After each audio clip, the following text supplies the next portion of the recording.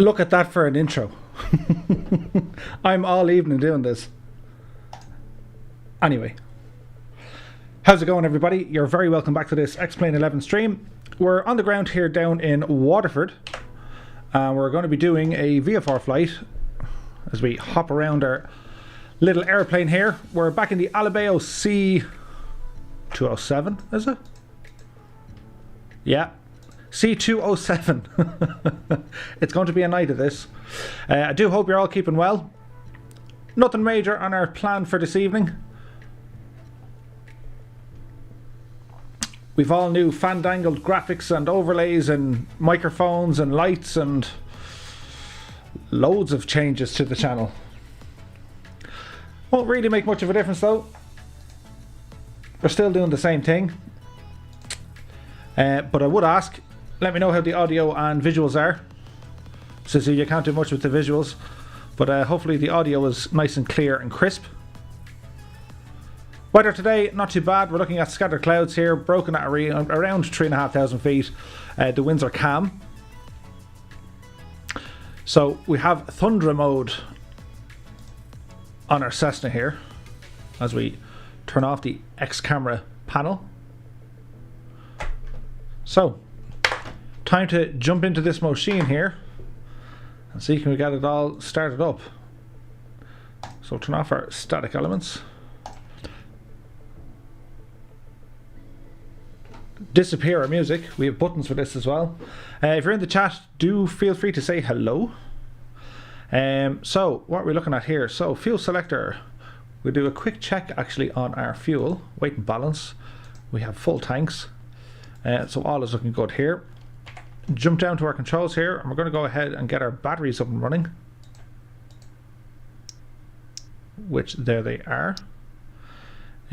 Beacons, nav lights, put our prop to full, mixture can come in, open our throttle here about 1/4 of an inch. Our cowl flaps are open, so we're going to go ahead and turn on our fuel pumps. Positive fuel flow here.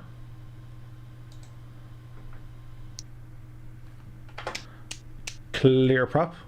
Open our window here just to keep it all real. So clear prop and hit this guy. So we got a good start in the engine. Close in our little window here. Alright, so get some interior lights going. That's looking decent. And from here we can get our strobes on. Pitot heat can come on as well, get some landing lights. So we're going to set our altitude here to 4,000 feet. Go ahead and arm that, get our flight director on. You're probably looking for... That's okay. We're VFR, we're going to squawk 7,000 because we're in Europe.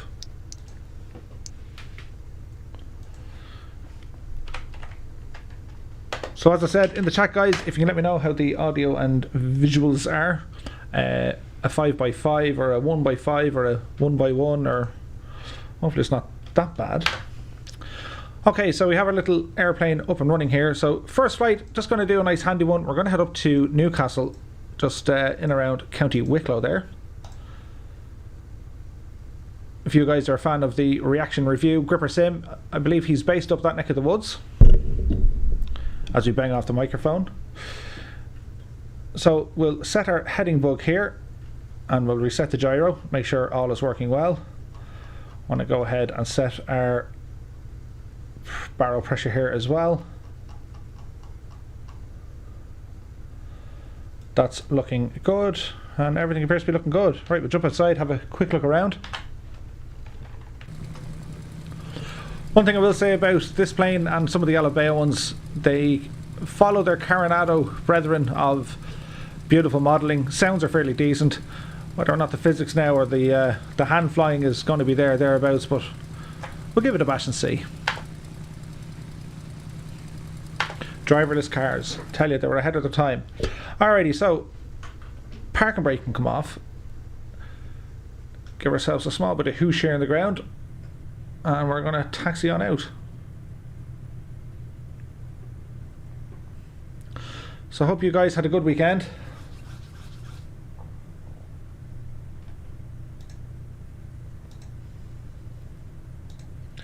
I have all new overlays running, so I don't know what sort of an impact they're going to have. So if they're no good, we'll just turn them off and go back to the olden days where things were very complicated but less of a headache. Now things are very complicated and a little bit of a headache, but we're trying to get with the times, so we'll see how we go. So we taxi on out here from Waterford Airport. We're all on the Microsoft Flight Sim hype train. It's only a couple of more weeks before that's out. It'll be interesting to see how the Irish airports have a look. We know Donegal is coming as a high-end model, if you like, or a highly detailed airport. It's on the main feature list. And we've seen some video clips of it already, so it looks pretty amazing.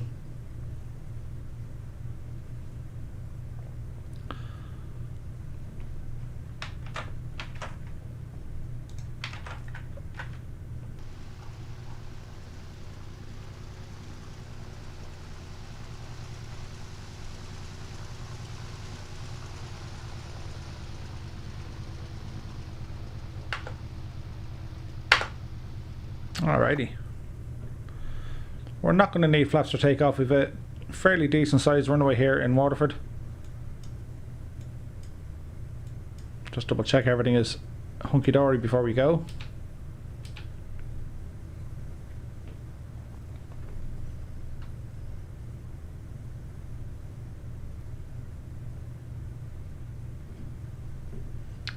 We're looking well.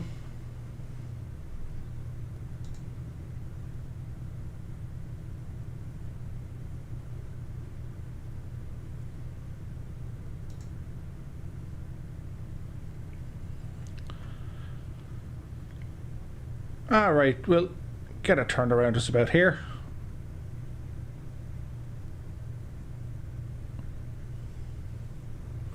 So we're hitting our toe brakes.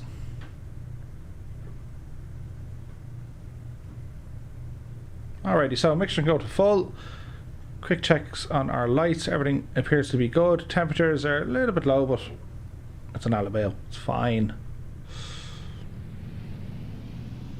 Okay, power set. Whole load of right rudder heading down the runway. Airspeed is alive. Try and keep this on the centre line as best as we can. Coming up on 80 knots, getting nice and light now. And we're airborne.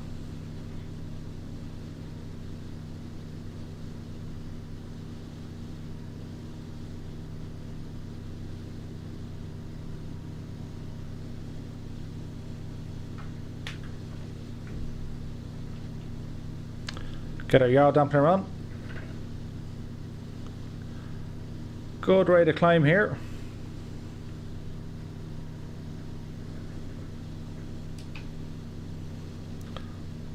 We're getting a little bashing on our frame, so I need to figure out what's causing that.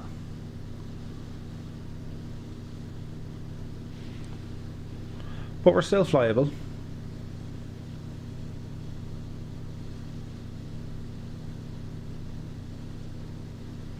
Do a quick flyby here when it wants it.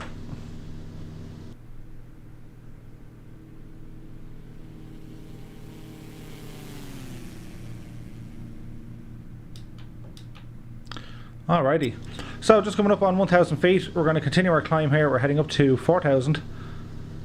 Go ahead and get our heading bug set. Come down to our trusty autopilot here. Autopilot on, heading mode. We have our altitude plugged in here. Let's see here. Oh, there's a bug.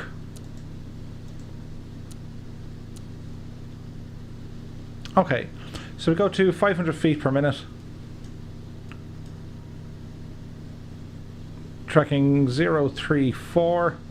Ground speed is coming up on about 120 knots, and we're about 30 minutes away from our destination. So we're getting a little bit higher now. We're looking down here. That does look strange. It looks alright here though. Here is like really. But I suppose once you zoom in good enough, it'll be quite compelling. Actually, I wonder, is this what's killing our frames here? Let's turn off the L reflections. Let's just see if it makes a difference. Yep. Straight back to the locked 60 frames. And it's all looking a little bit smoother here.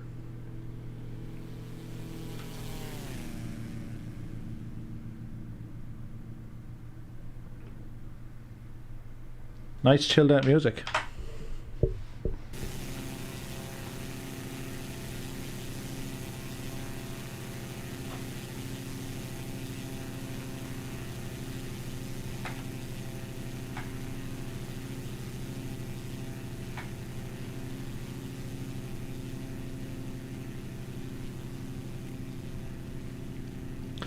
So the higher we go, the better our scenery starts looking.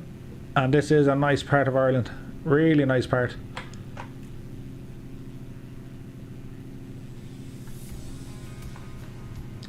Frames are holding well. The airplane is behaving itself. I'm lost here of all this new stuff around me, so I'm going to be banging into things and probably breaking things, but sure, look, no point moaning about it. And even if you do moan about it, it can't go back, because you said it was important and you got the green card from the missus to say, okay, if you need it, and now you have it.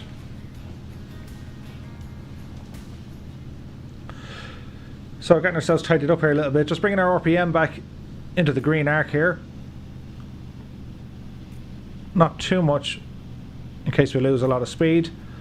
Our climbing rate is still good. We're at 2,500 feet.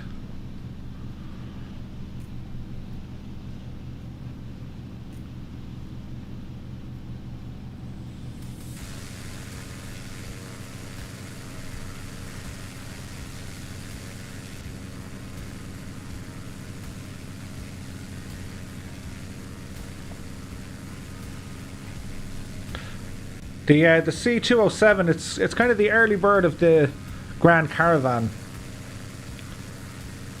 It's a good deal older, but in terms of space and capabilities, it was pretty much a 172 on protein.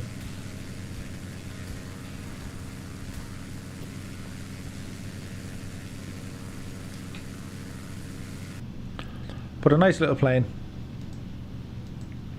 And usually the performance in these things are quite good as well.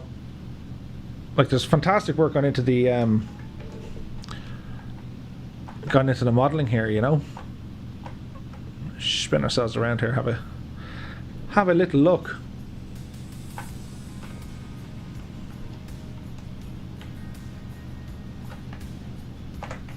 Really, really nice.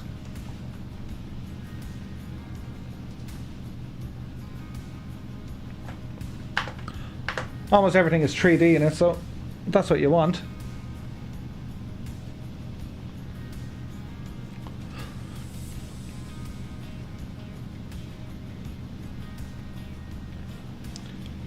Doing about 130 knots now. Coming up on 3,500 feet. I was reading up on some stuff there today. The flight of the Bremen. I spoke about it before, but if you're unaware of it, it was the first transatlantic flight from east to west. So they took off from Baldonnel and they flew over to Canada.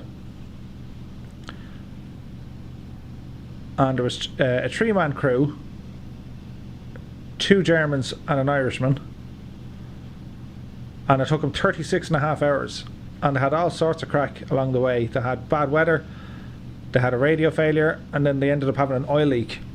But they managed to do it. They flew by the stars and then it got cloudy and they couldn't fly by the stars.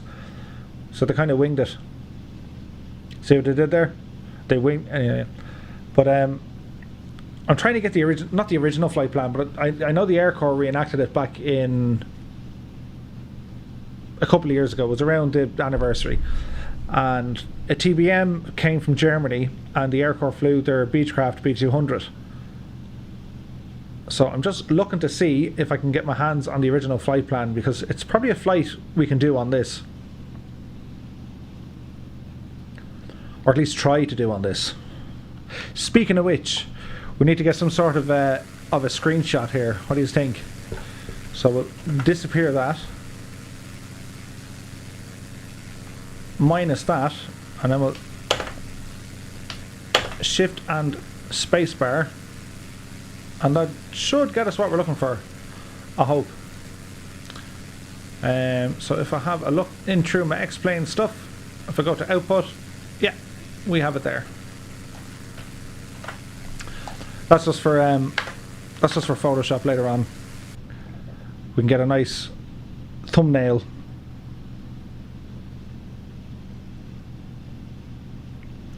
There's a bit of turbulence.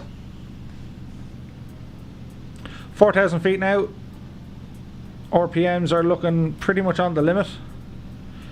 EGT is okay. Yeah, we can leave our lights on.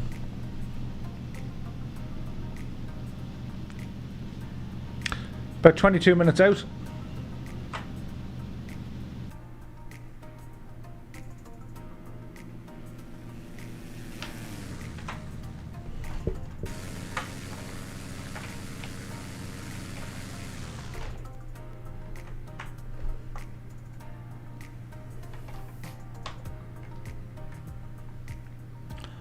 I got some nice Irish countryside flying around here.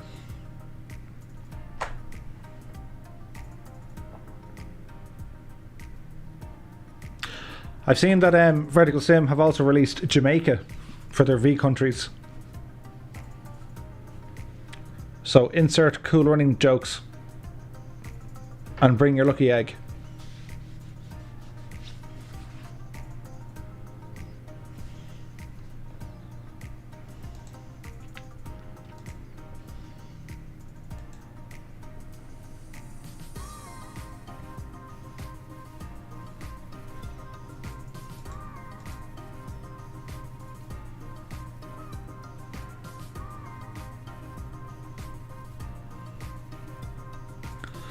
So there is a bit of weather there to contend with, but nothing major.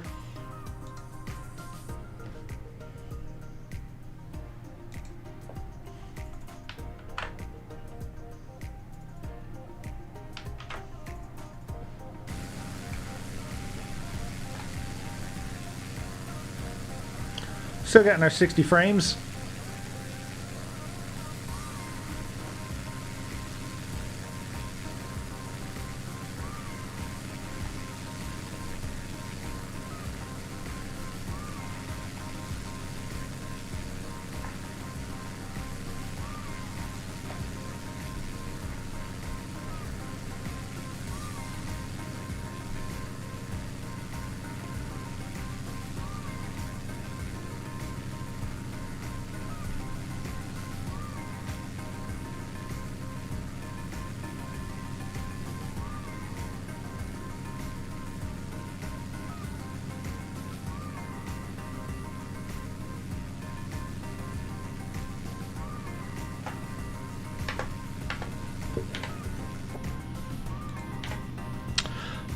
Okay, have a look here there, GTN.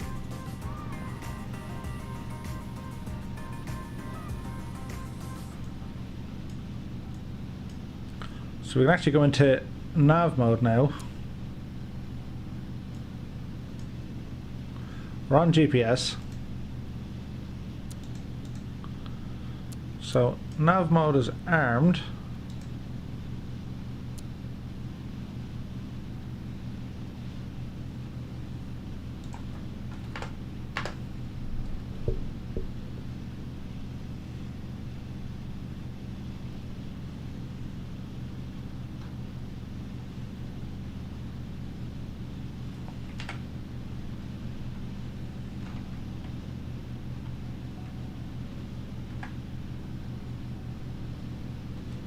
Really nice countryside.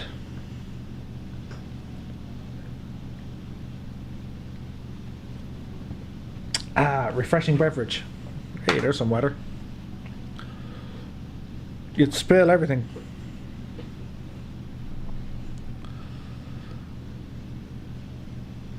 But 20 minutes out, 40 nautical miles.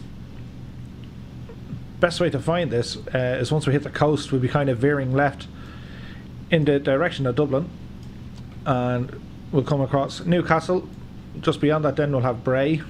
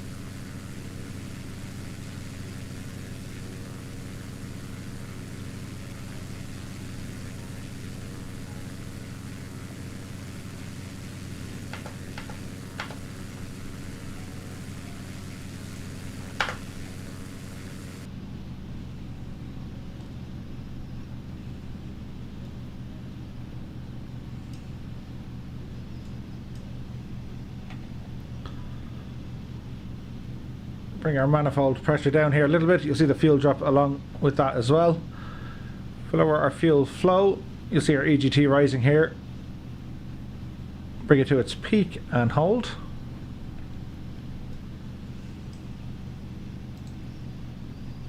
And everything doing what it should be.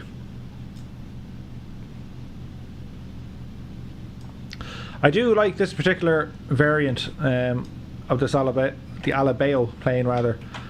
It's always nice when you can kind of have little features whereby, you know, you're putting on Thunder wheels, a bit of extra suspension in it. It just gives it that real kind of tough look to it.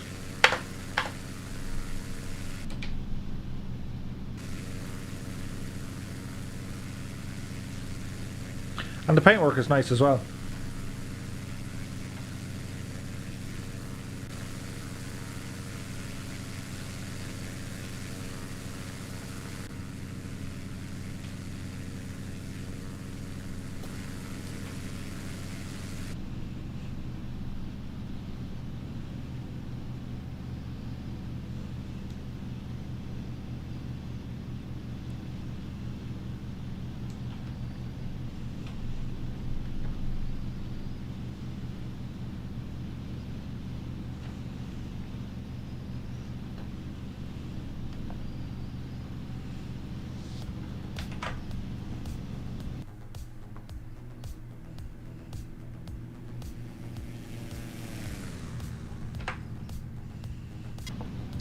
So as you can see, there's a whole tonnage of space back here.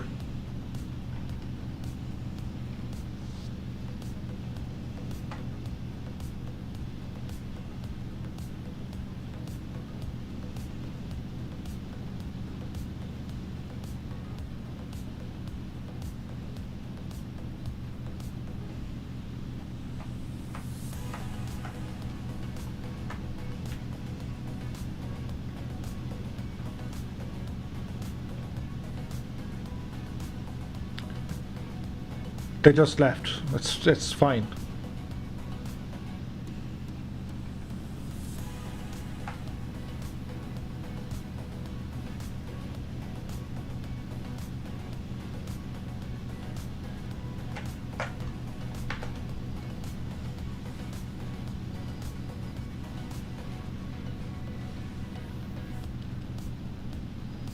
So yeah, so what do you guys think of my little box here I've made, and also the overlay? I got that done on Fiverr.com. So if you're thinking about getting into streaming or looking at logo design or any of that good stuff, head on over there. It's quite good.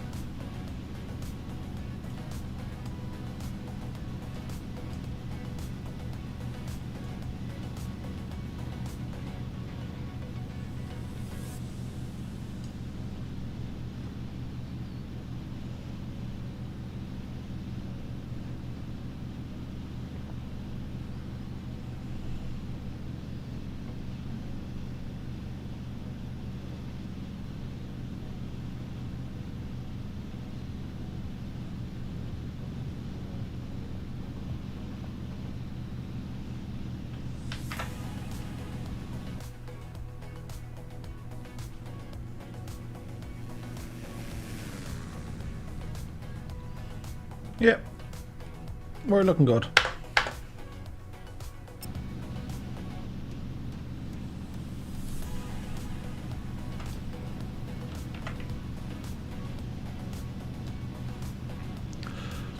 Bring up our map here, have a quick look in.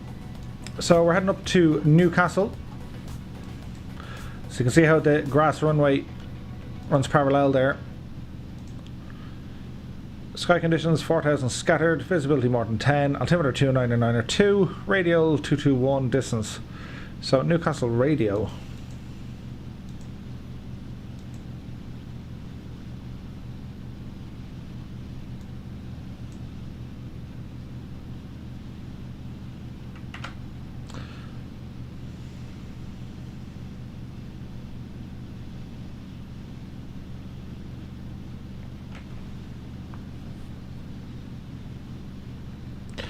Temperatures and pressures, as he whacked his microphone, everything is fine. Fuel on the left, go ahead, change it to the right tank now. So we can inspect up here. So we have fuel. Now actually that's showing that it's discharging, as in the battery. So the alternator is on. If we turn that off, it's completely discharging. So it does work. But I wonder why it should be... yeah, that's behaving itself now. It's the little things. So with your battery, once you have your battery on, it's going to fully discharge. As soon as the engine's running and you get your alternator on, it should bring the needle slightly right to recharge. And once it gets fully recharged, it should slope back into the middle and hold. And a good way to test it will be, we'll turn off the alternator and you'll see a full drain on the battery. If the batteries get too low, obviously, you're in trouble. You're not going to be able to start the aircraft without a GPU or that.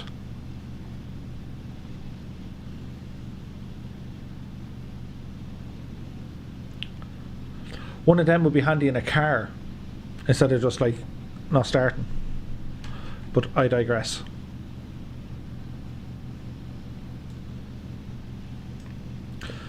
So we're coming up by the coastline, a couple of mountains there ahead of us. We'll probably get a small bit of turbulence with our terrain map here with the wonderful GTN 750. We can see what's going on. Nothing's going to affect us within 200 nautical miles at this altitude. Now we will be lowering our altitude on approach, but again there shouldn't be much of an issue. We're going right by the coast.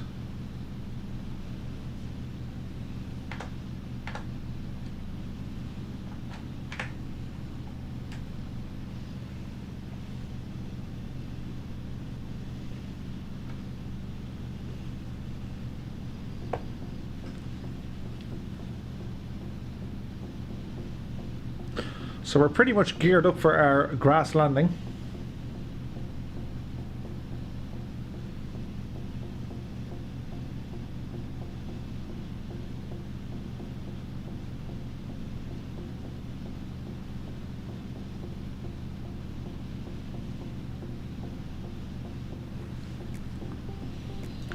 What we can do actually, have a look at our performance here in X-Plane 11.5.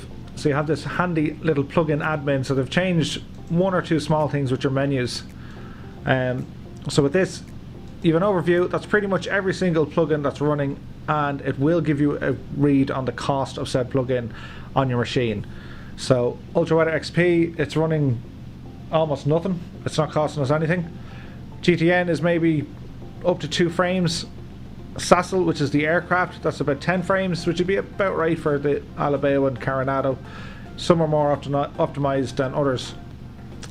You can get some information on each of them.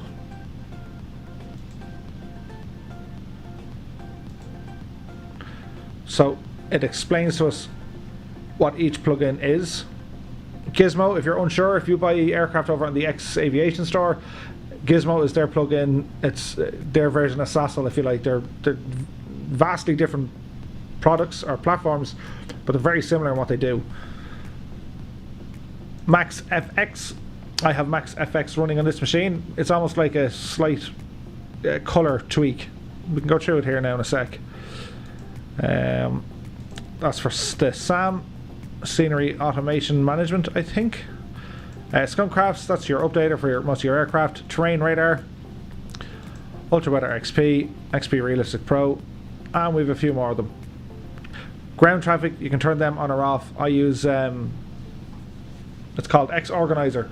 Really cool add-on to have for your X-Plane. I find it anyway. It gives you total control without the pain and misery if you get something wrong. It's very easy to revert back, and it gives you a lot of options to have certain sceneries running or disabled. Same with aircraft, plugins.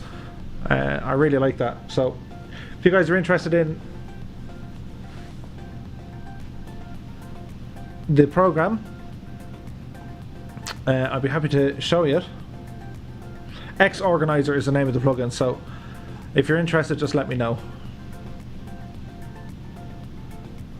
So Max FX, we're going up here to our plugins. Max FX configuration. So looking at the screen, on the left is default. That's what X-Plane has pretty much out of the box, and on the right is what I've tweaked it with. So you can kind of see the difference there. That might look a bit better to you. So on the left hand side is pretty much your default, and on the right that's what MaxFX does. Very subtle changes, but they make a huge difference, I think.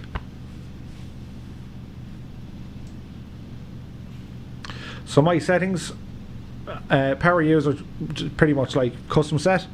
I wish there were values on these rather than just bars. Like, I'd love to see a number, because, well, I know everyone's monitor and what is going to be different, but you can save this set and I can stick it up on the website or put it in the description if any of you guys want it. Just let me know. And once you have it saved, it's fine. It just does its thing.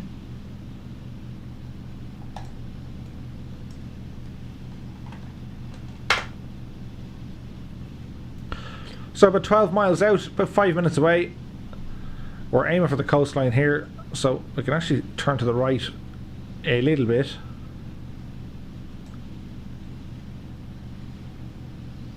Our landing lights are already on, so we're going okay. We've checked our fuel. We swapped over the tanks there a couple of minutes ago. So we're on our right tank now, so we've plenty of fuel to burn to get us down on the ground. Speed is good, just over 140 knots. We're doing about 132 over the ground. And temperatures and pressures are all in the green.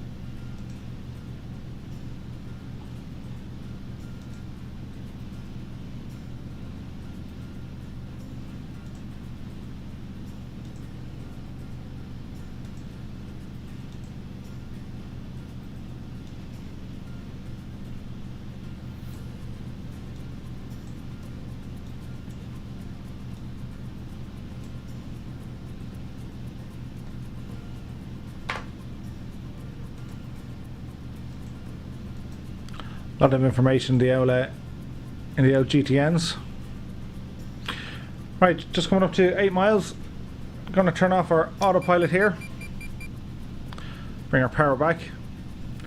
And we can dip the nose down and start our descent.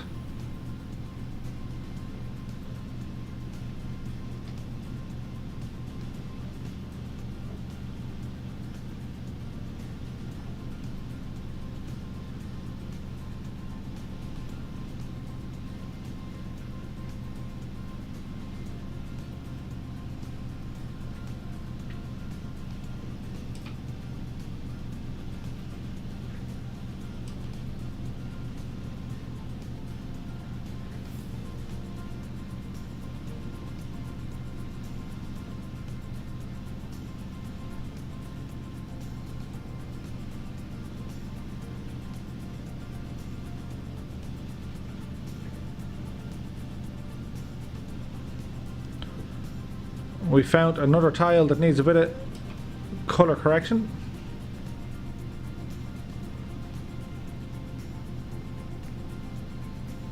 But it's grand.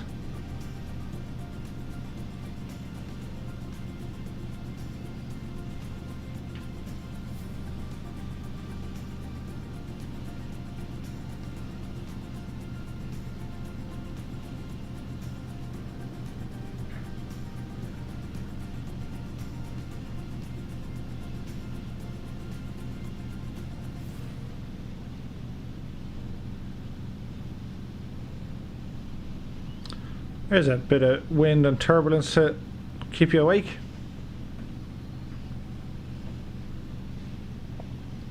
I'm unsure, is that the weather trying to do a reload, or is it just pockets of turbulence, or if it's not even turbulence, it could be thermals or that, but they seem quite abrupt.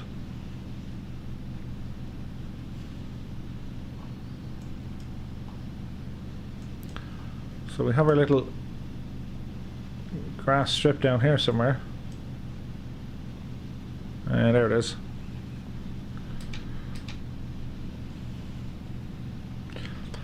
So we're at 2,000 feet, throttle back, bring RPMs up, mixture to full.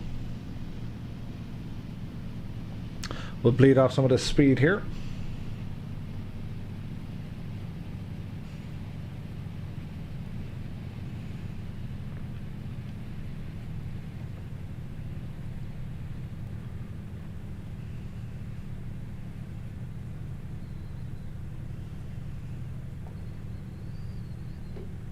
.110 knots.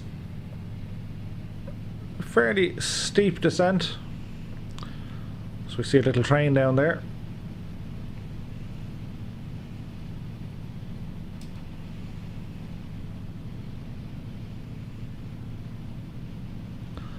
There's 1,000 feet.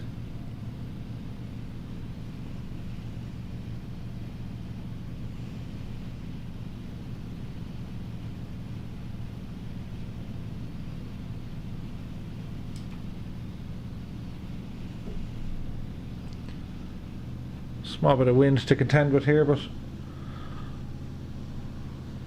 nothing that's going to get us into trouble, I think.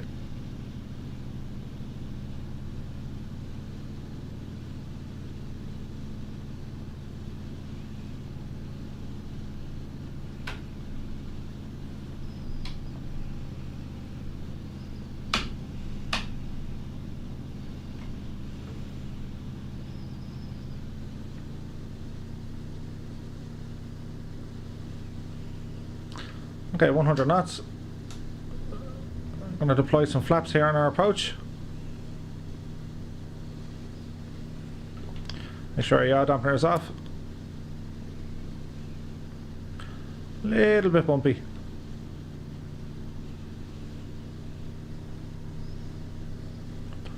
.90 knots.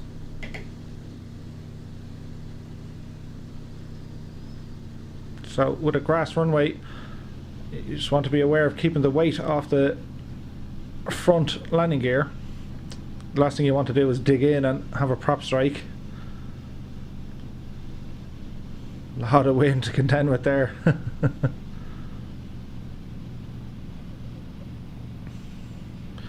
Okay, watch the flare. Power back to idle. There's the back wheels down. Oh, and a bounce. Keeping the yoke pulled back just to keep the pressure off the front of the aircraft.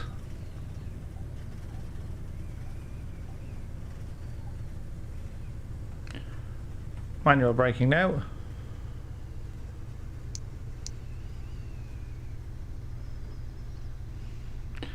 There's actually tags, you can see them there, there's runway markers a little bit further down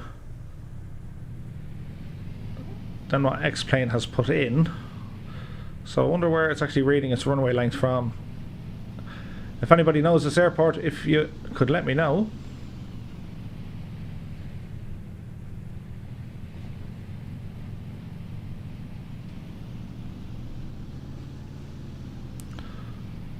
Welcome to Newcastle.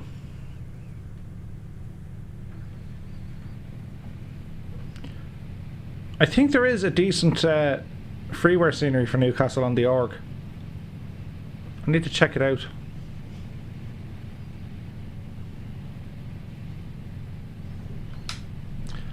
Go ahead, bring our flaps back in.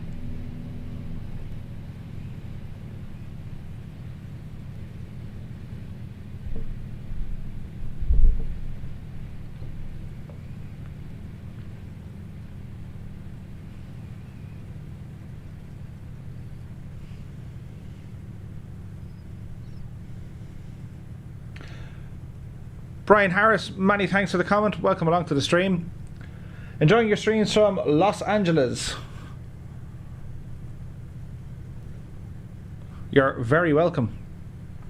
I hope all is well and safe in LA, and that you have decent weather, unlike here.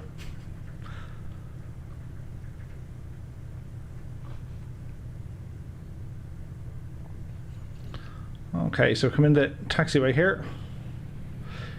The accuracy of that building, don't think so.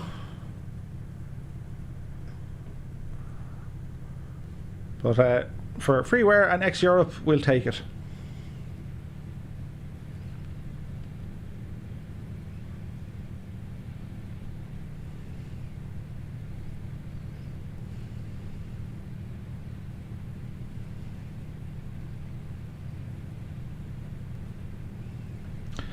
As I said, with the bush configuration of this plane, it's well able for the grass.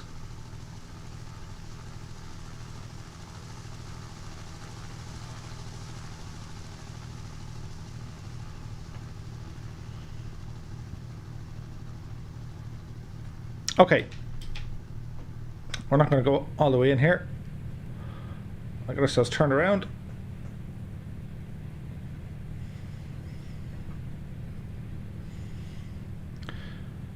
Super.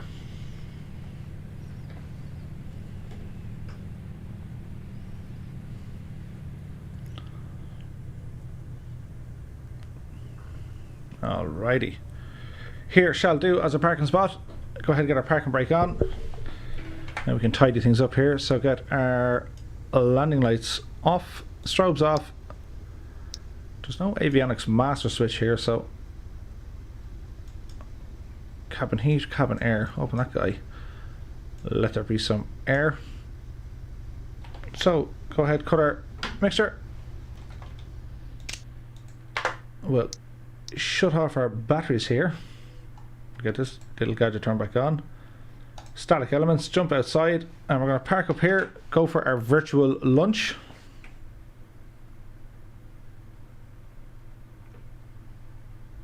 We played that one, lads. Oh, look at this one. Okay.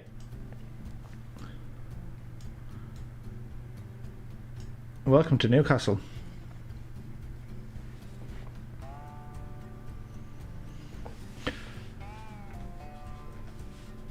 Now, while we're here, let's test all my other gadgets, because I have all these new nice overlays. I wonder, do they work? They do work. So that turns on and off my webcam. So with that said, we're going to take a break here, guys. Bear with me, and we'll jump back here in a couple of minutes.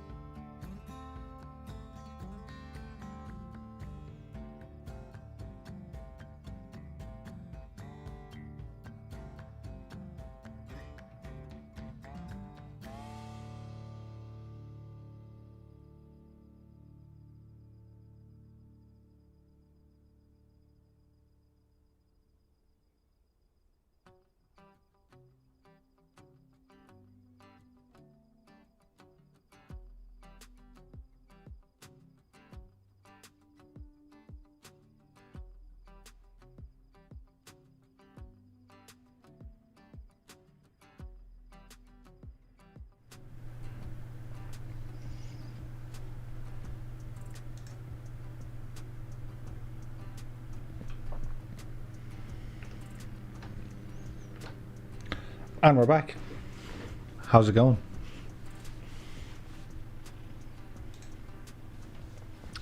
Okay, so for this little flight, bring up our trusty map here. So we have Baldonnel Aerodrome up here, Weston Airfield just beyond it, Dublin Airport. North of this, Gormanstown, which is no longer in use. That's a former Air Corps base. There are still runways there, but they're not in use. However, EIGM, wouldn't that be like the best place to fly to, considering we're in a bush plane? I don't know if it's modelled or not, but sure, we'll give it a bash, will we? EIGM. What do you reckon, guys? Yeah. Okie doke. So, remove our static elements and get everything up and running here again. Battery coming on. Nav and beacon on.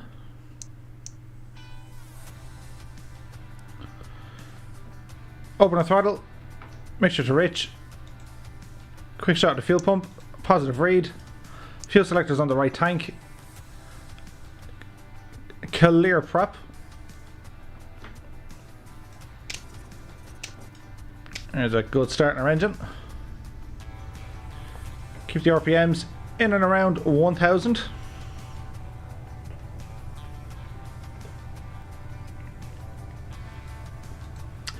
Now, as we're sitting here nicely on the ground, landing and strobes come back on. Get ourselves over here and let's see if we can find Gormanstown. EIGM. It can't find it. Create a user waypoint. Why not? Let's see.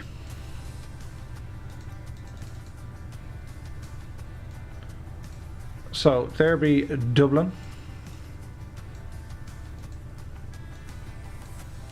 And there be Gormanstown.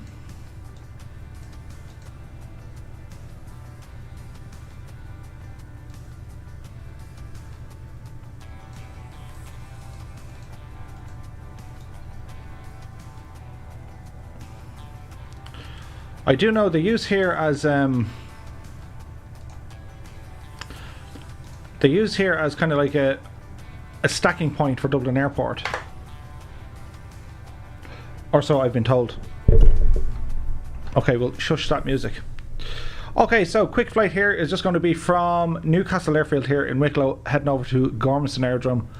And as I said, it used to be operated by the Air Corps. Unfortunately, that's no longer the case.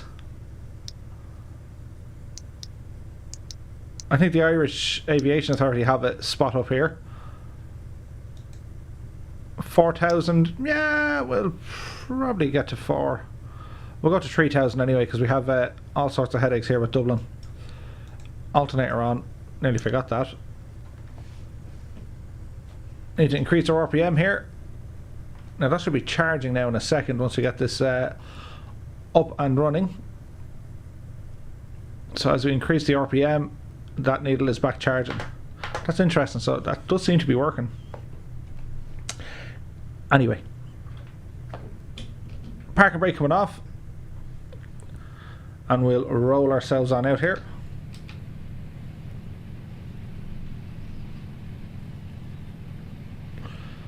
So we'll take a right as we come onto the runway, backtrack, do a U-ey, and then bolt on out of here.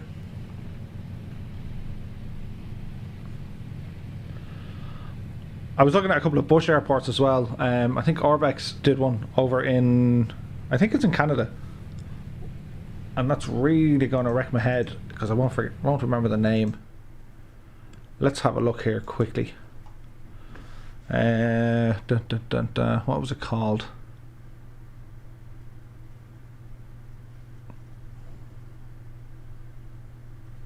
Fresno, no. President Pearson, Willapa. I'll have to go back and think of the name of it. Campino, Arlington.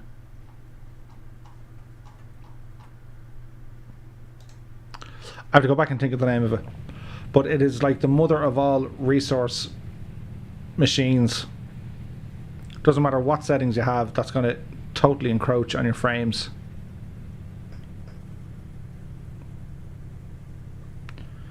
So we're on our little grass runway here.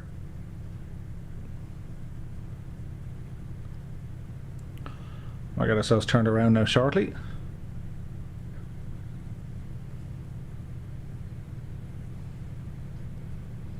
If you guys like these videos, don't forget, give us a thumbs up and like the video. It just gives me an idea about the content to be streaming.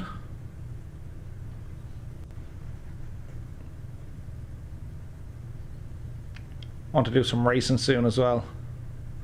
I know they've released the GT4 cars in a set of Corsa Competizione. Okie dokie, get ourselves turned around here. We'll fly runway heading. So mixture to rich, quick check on everything else. Prop mixture's on full. Our lights are on and set. Fuel tank is on the fullest tank.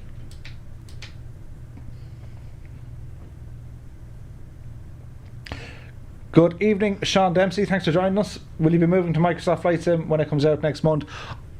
When I say moving, I'm definitely going to use it. I'm definitely going to stream it. And I absolutely want to explore everything we possibly can in it. Power is set. Airspeed's coming alive. Plenty of right rudder coming down the runway here. We're looking for in and around 70 knots. Or get ourselves airborne now. Very shortly. Plane is starting to get light. There's 80 knots. Nose up, and we're airborne.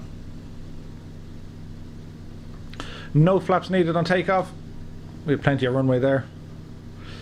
So yeah, so with Microsoft Flight, I've been lucky enough. I've been alpha testing that for the last couple of months, and I have access to the beta, and I uninstalled it only because when I originally got the alpha, I was blown away with what you could do in terms of the visuals and how everything looks.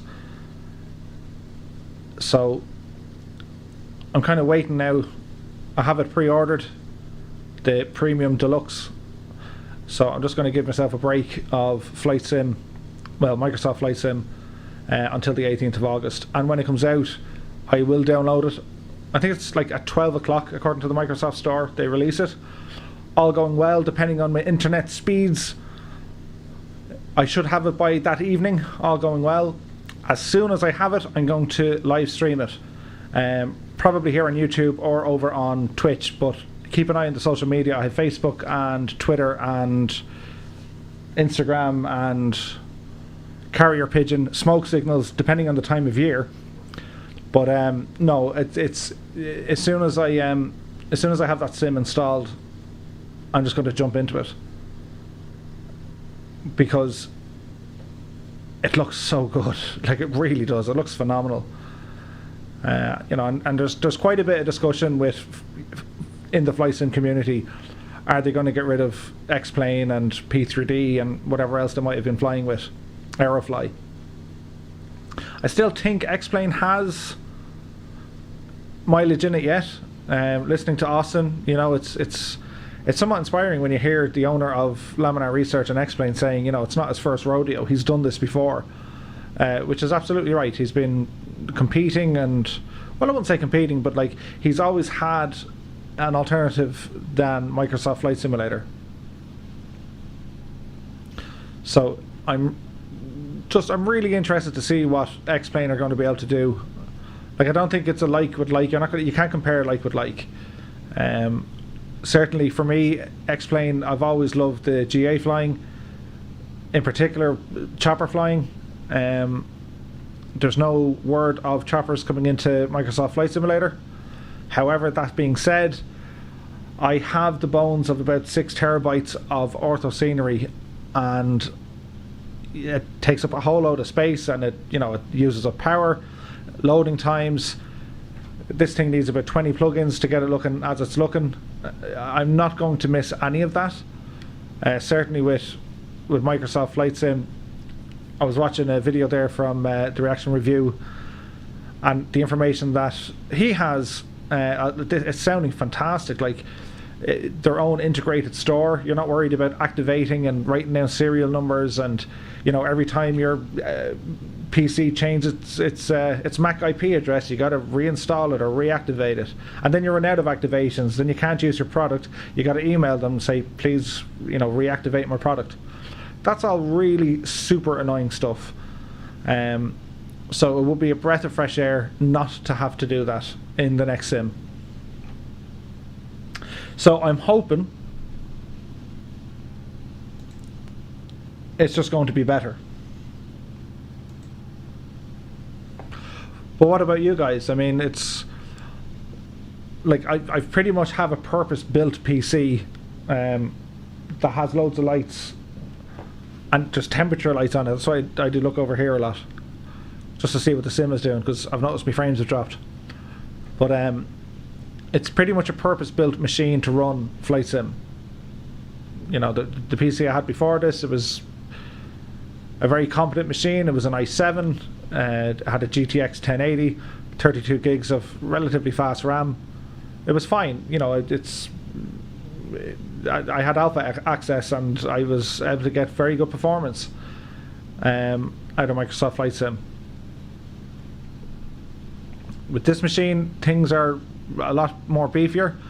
The processor is a lot faster. I've doubled the RAM, and I've a RTX 2080 Ti card, so I'm expecting fairly good results. Maybe not straight away, because even when they do release the full platform on August 18th, it could take 3 to 6 months to start really optimizing it. So we'll wait and see.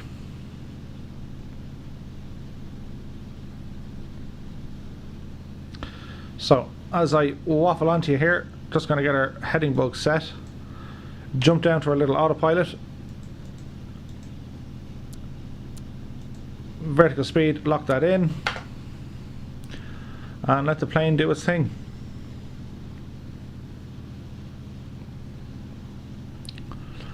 As we're coming up over South County Dublin,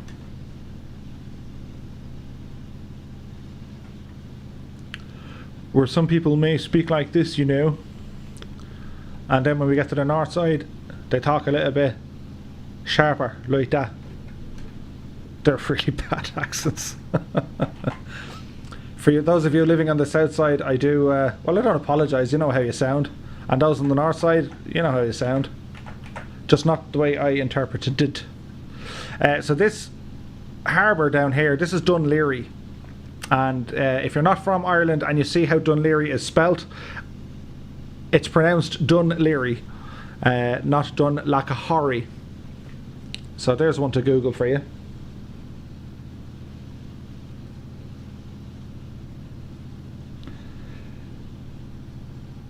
The in-game marketplace looks a good job. Hopefully we'll have aircraft liveries and models out fairly quick after release. Yeah, absolutely. I think with the liveries, it's catch-22, right? So with X-Plane, liveries and add-ons and even a lot of aircraft, it's freeware, which is fantastic.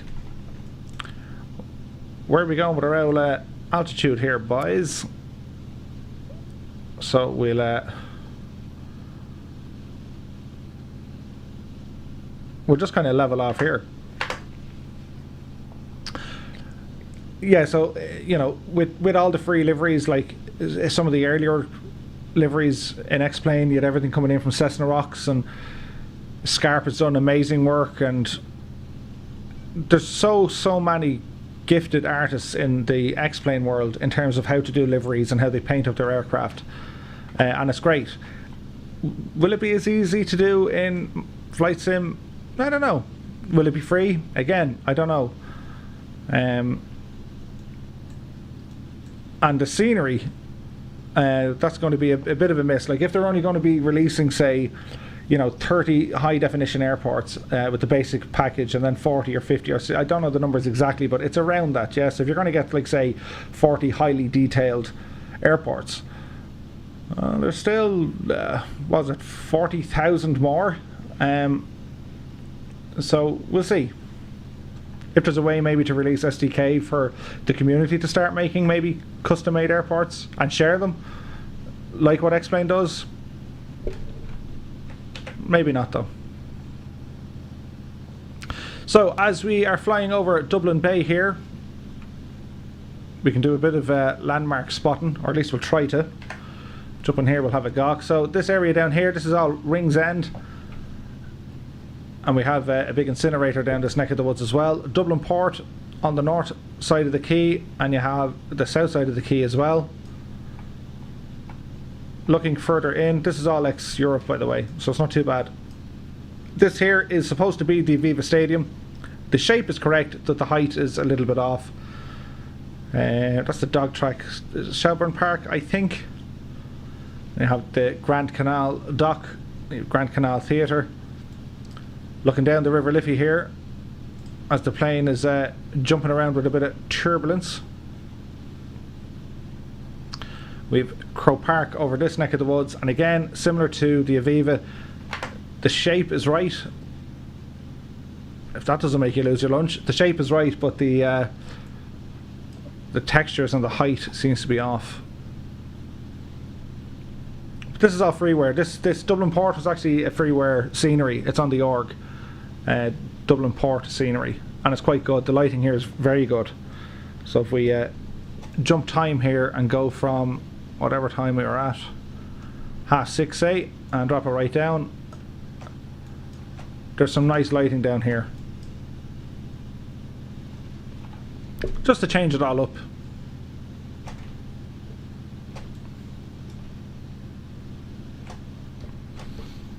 And bring it back to... Oh, we went for morning, look. Press the wrong key.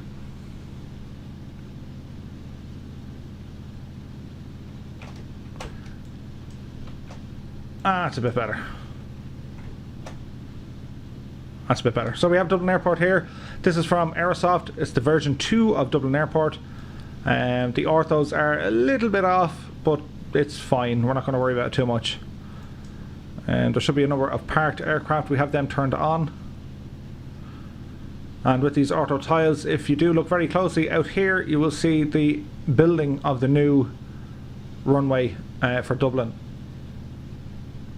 So I predict you'll have 28 left and 28 right, although I could be wrong. But that's what they're building there. As we head across now over North County Dublin.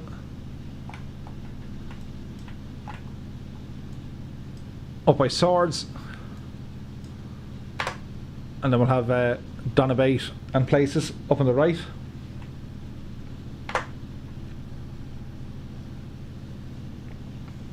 So we're 14 nautical miles away from our waypoint, which is hovering over Gormanstown. It'll be interesting to see if it's actually modelled here, because if it is, we're going to land there. Well, we're going to try and land there. That is the plan.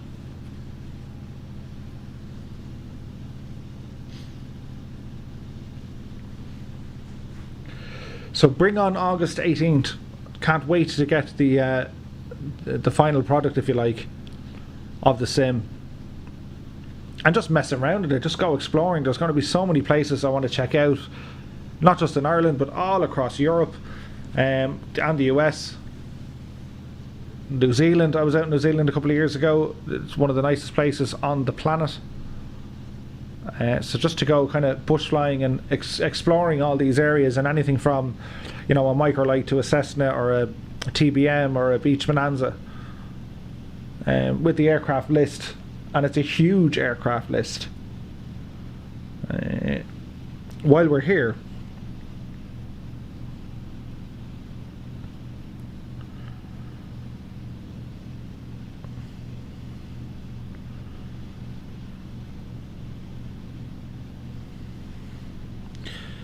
if you guys are aware of Crosscheck on YouTube, he's some very, very good videos. So let's look at the complete list, okay? So I'll read them out to you. So we have an Airbus A320neo, the Neo being the new super duper one, long range, more efficient. We have a Pitts Special, a Boeing 747-800 Although I did hear that I think British Airways have grounded theirs or retired them. We have the Cub Crafters X Cub. That's cool. That's pretty much your J3 Cub. The TBM 930, a Diamond DA62 and a DA40. DA62, we have one of these in X-Plane. That's the twin engine one. Aerobask made it. Super plain. We have an extra 330 LT. We would have remembered the extra 300S from the early days of FSX. What else do we have? A Flight Design CTLS, the Icon A5, the JMB VL3, a Robin Cap 10, a Robin DR400, a Beach Bonanza G36. I love them planes. A Beach King Air 350i. We have a very good one of them in X-Plane as well with Airfoil Labs. A Cessna 152, a Cessna 172. I think that's going to be the 152 and the 172 are, I think, going to be your starter go-to aircraft. I think anyway. There's Cockney John. Good evening to you, sir. How are you keeping? Thanks for joining us. I'm just waffling here, going through the Microsoft Flight Simulator aircraft list as we're flying up towards Gormanstown. John, since you were last on, I've changed my audio and my setup, and you can see all like fancy overlays and stuff. If you wouldn't mind though, how's the audio and video? Because I can only hear me, and like it's not as good as it sounds. So the Cessna 208 Grand Caravan, that's going to be fantastic. The Citation CJ4, and then the Zlin Savage Cub. So a couple of Cubs there. That's with the basic version, okay? So that's with your entry level. Then you spend a few more quid, you can get the deluxe edition. You end up getting a Diamond DA40 TDI, a Diamond DV20, a Baron 58. That's the Bonanza, I think, isn't it? A Cessna 172 Aerobat, sorry, a Cessna 152 Aerobat, and a Cessna 172 Skyhawk. Now, the difference between the two Cessnas, in particular the 172s. So in the basic package, you get the G1000 version, which is grand. You know, if you're in, most modern planes are going to have glass cockpits anyway. In the deluxe version, you're getting the steam gauge. That's what the 172 Skyhawk is. You could argue,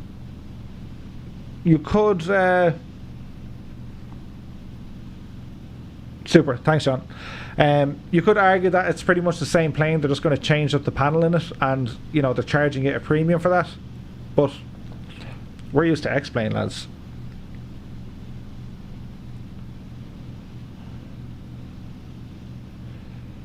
Audio is 5x5, video is very clear. If it is a little red. I've new lights and I have to get the temperatures right, and I have a little sunburn as well. I was out on Saturday at a barbecue and I got the sun. But yes, thank you. I will adjust momentarily. And then the last bunch into the Premium Deluxe Edition, you get a Boeing 787-10 Dreamliner, which is going to be interesting. And if you notice, there's no 737 and there's no 777. So I imagine that's where your PMDGs are going to release theirs. I imagine. A Cirrus SR-22, phenomenal aircraft, and there's one due to release, I think this week, from TorqueSim. That's going to be epic for X-Plane. A Pipistrel Virus, a 121, they're cool. A Cessna Citation Longitude, and then the Zlin or Zlin Shock Ultra. So that's a whole lot of planes. It's tons of them, and the fidelity of them, they look beautiful. So let's see where the systems and the sounds go. They definitely look the part anyway. So you know, and early on, like if you look at the standard Boeing 737 that we got in X-Plane 11, like yeah, it's grand, but you compare that now to what we have in the Zebo mod, you can't compare them. So I think some people are expecting Microsoft Flight to be like the be all and the end all, and in a lot of ways it is. Like when you look at the steps and the leaps and bounds they've made for flight simulation in terms of the graphics, the weather engine, how they read real world data, as in traffic, road traffic, sea traffic, air traffic. these are all going to be wonderful things that advance the sim. And with a community, be it X-Plane or be it, you know, P3D or FSX, we're all involved in the same hobby. It's flight simulation. It doesn't really matter. And even people who enjoy simulation as itself, you know, you've truck sim and train sim, you're going to appreciate someone coming along and making the simulated world better for whatever reason. And you know, I think the price is, I think it's fine. You know, it's not over expensive. Anybody see an airport down here? It's not over expensive, so we shall see.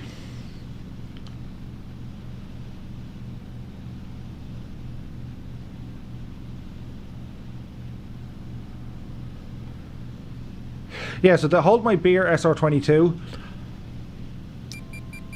the fact that it's freeware is amazing, and like they couldn't have fit more extras in. Like it has Pong.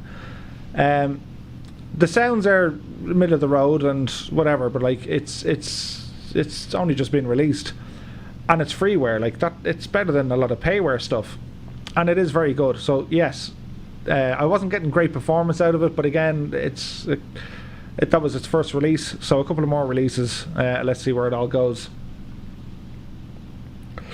Black Knight, welcome. I hope you're keeping well. Welcome along to the stream. I think Gormanstown is closed in the sim, just so you are aware. I believe you are right, but I did see a bit of runway, so we're going to backtrack here and have a flyover.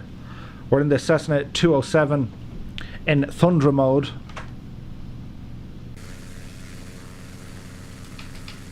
So let's see if we can have a blast at it here.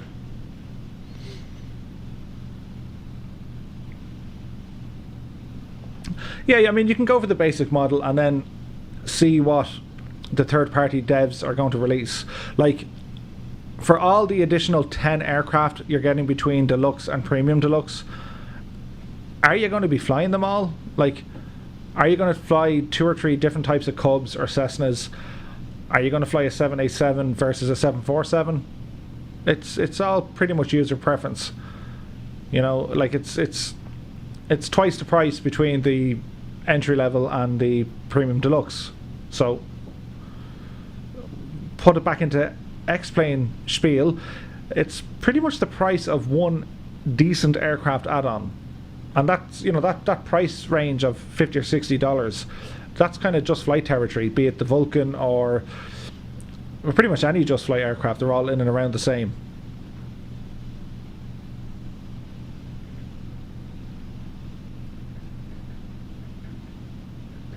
Definitely hang on to your X-Plane, John. Yeah, 100%. Because as soon as Microsoft Flight Sim is released, the ball then goes back to Laminar, and they can only improve on what they have. Vulcan is the biggest and hardest thing I'd say they've ever had to do in terms of development with their team. And like, we're up to beta 15 now, if I'm not mistaken. And I would say overall it's about 95% of the way there. There's still the random crashes and bugs and whatever, even if you fly, well, you're supposed to, but especially when you fly in vanilla. But yeah, definitely hold on to your X-Wing, because I think they're going to get a lot of things up and running sooner rather than later.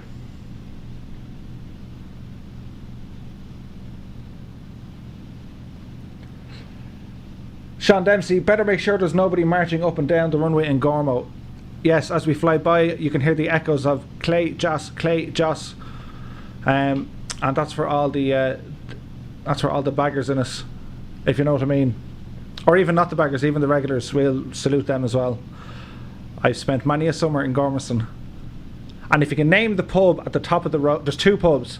If you can name the first pub as you walk down the lane on the right, and then there's another pub across the road, there's bonus points if you can get them.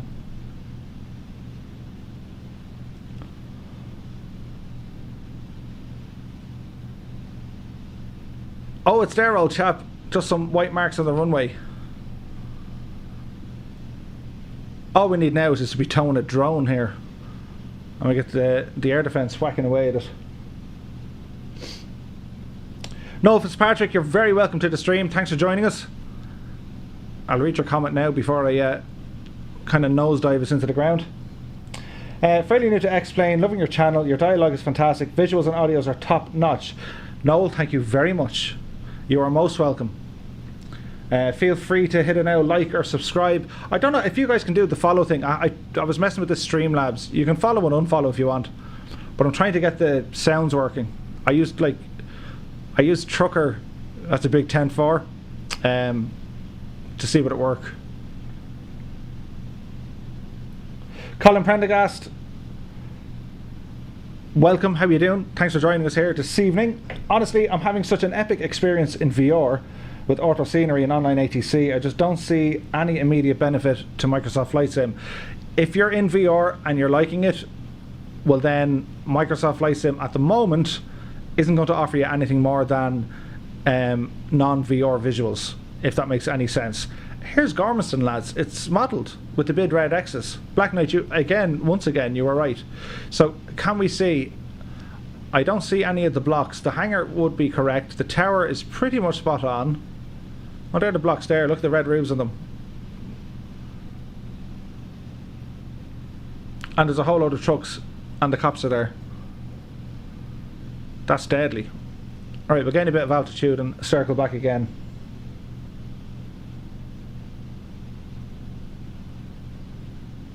Don't hit the train, Murph. What part of climb don't you understand?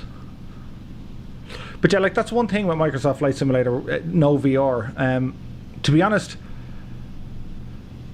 an awful lot of optimization needs to happen first in any release of a sim or a game.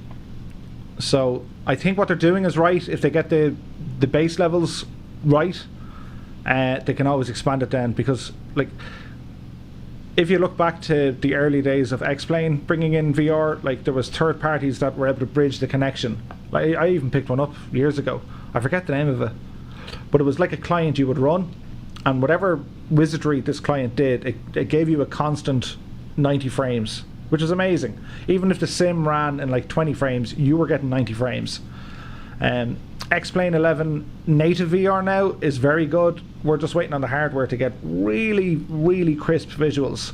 Some of the Steam gauge stuff is fine, but I think when it comes to the glass cockpits, there's still a little bit of struggling just to lean in and be able to read everything.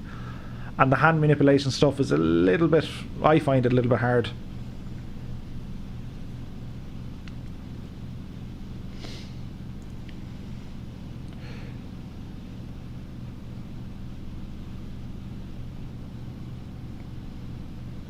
Sean Dempsey, you get bonus points. You have named both pubs. Fantastic. It was called the Cox Tavern, right?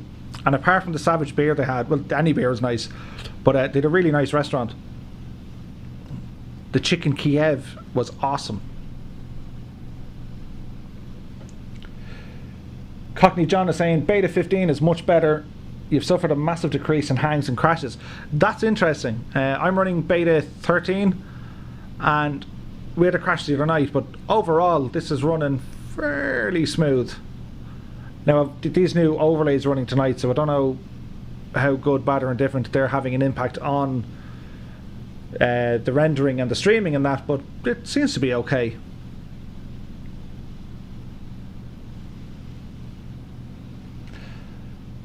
Guards there are doing some CRC training. Yeah, they used to do riot training in Gormanstown.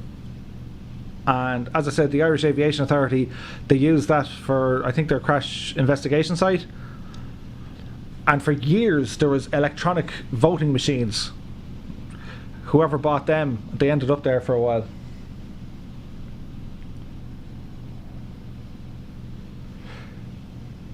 Colin Prendergast, hi from Derry, by the way. I really enjoy your content, especially your tour of the north from Eglinton. Well, thanks very much, Colin. Yeah, we'll do some more northern flights. I do like it up there. I actually want to head up that neck of the woods myself in the real world soon. I wouldn't mind going up by it's a Campsie airfield. I know there's a Derry airport. It's in behind the industrial estate, Campsie. I've only seen it on a map. I was never up there, so that's a place I want to visit.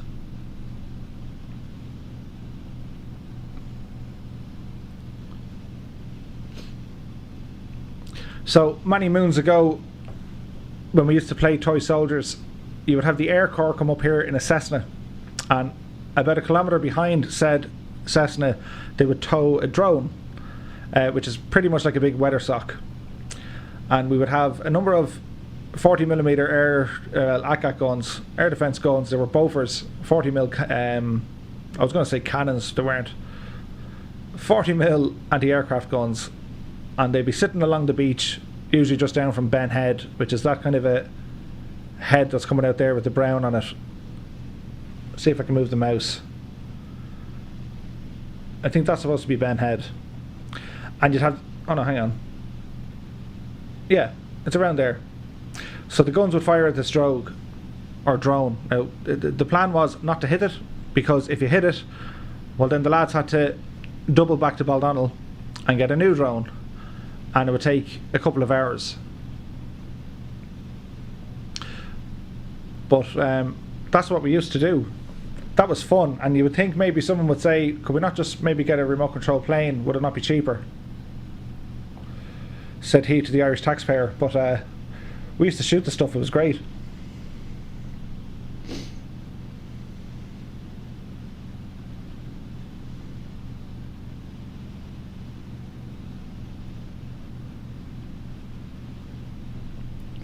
They still do, both the Defence Forces and the Armed Guard, AGS, Armed Guard Service. They're still doing training up there to this day, and the AIU in Hangar 1. Cockney John, no more if it's a great stream, plus the newly redesigned air flag is interesting. Many thanks. So the air flag, the flag we've gone for, guys, because the last logo I had was grand and all, but sure, like, I couldn't read it, and sure, if I couldn't, you couldn't. Essentially what it is, the roundel in it, that's the old roundel that the Air Corps used, and it's a simple yin-yang. It wasn't very creative. So on any of the Air Corps aircraft, in particular the kind of 1920s up to the early 40s or early 50s, I'd say, they changed the roundel obviously at the foundation of the state, or when Ireland officially became a republic. But I think it was a nation-wide flag. It was an island-wide flag, I think. So we do have the tricolour in behind it, but that's pretty much front and centre. You know, political views aside, we're not going to turn this into a political football match, but we all share this island for good, bad or indifferent. We just all get along. Even when we love to say we don't, or even if we hate to say we do, we all get along. It's a wonderful island, both north and south. And I'm very proud to be from this island, and not necessarily of any particular area of north or south. On Garda Síochána, Sean Dempsey, AGS. See? Armed Garda Service. I'll go far. Yes, can we get the AGS here? No, there's no need. Yeah. Our scenic flying here, we probably need to change a fuel tank, I'd say. Yeah, we're okay, we'll let it run on for another couple of minutes. Camps used to be the RAF Maydown, now a factory. RNAS Eglinton is now City of Derry Airport. Tiny strip for ultralights in Letterkenny. Aha! Is that up near, during the Second World War, I believe, that the RAF allowed the American boat planes, like the Walrus, no, I think that was a British plane, but I think they were able to taxi or take off from there, technically because of the north. I banged my microphone again. Technically because of the north, I think the Irish government allowed transit through Donegal. It was one of these things that kind of questioned Ireland's neutrality during the Second World War. Which, like, what were we going to do? Say no? No, sorry lads, you have to like fly 20 feet up above that way.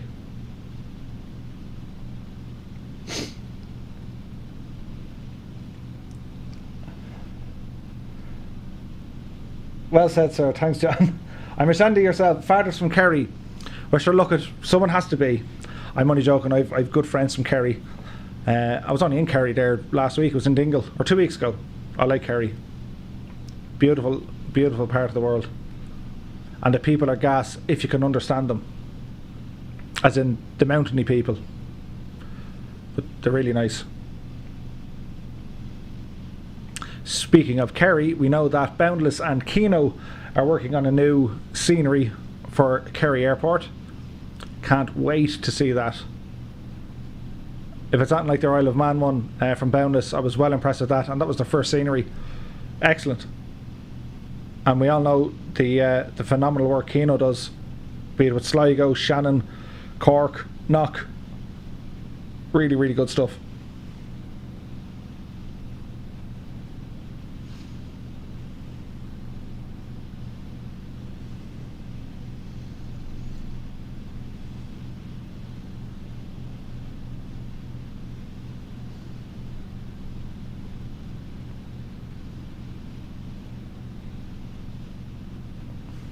Bit of a wind coming in here from the right hand side, but we're still more than capable for it.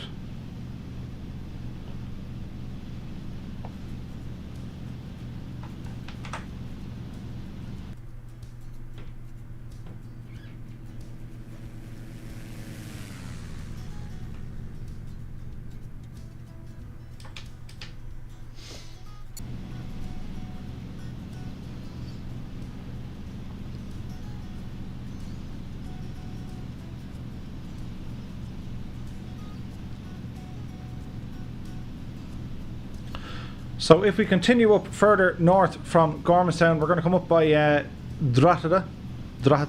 So you have Drogheda, on from Drogheda up to Dundalk, and then in by Newry, and you're pretty much you're greeted by three, I think it's three airports. So you would have Belfast City, Aldergrove, and an old RAF one in a place called Nuts Corner, which is now there's a big little distribution centre up there, built on the actual old runway.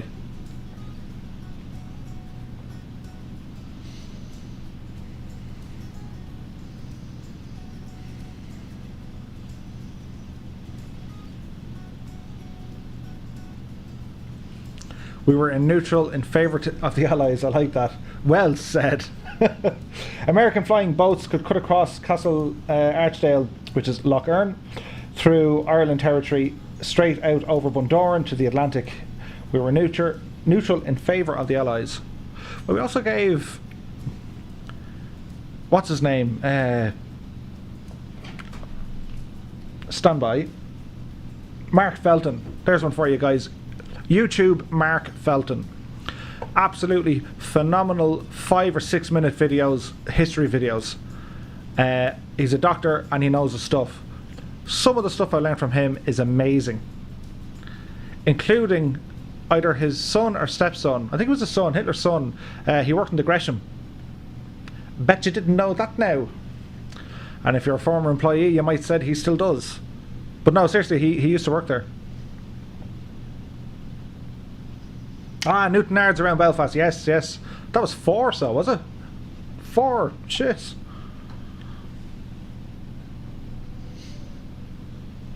Miguel, good evening to you. Thanks for joining. How's the flying going?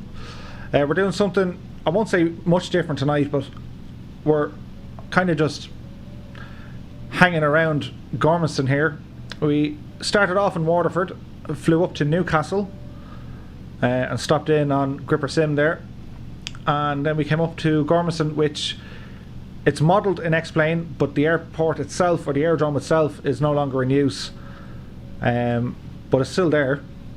Used to be an old Air Corps base, and they use the area now, as far as I know. Dublin Airport ATC use it as a stacking point, for mainly they just go into a holding pattern there and then they fly them down.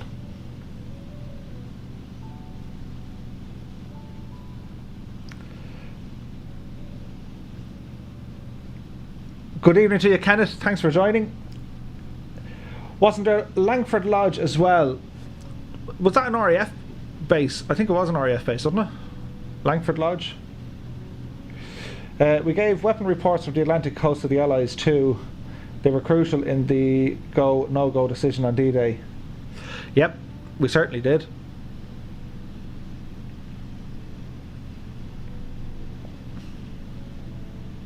So there was Operation Sea Lion, and I think part of Operation Sea Lion, that was the German plans written up to invade England. And I think, James, that music's a bit quiet now. Let's go for something a bit less.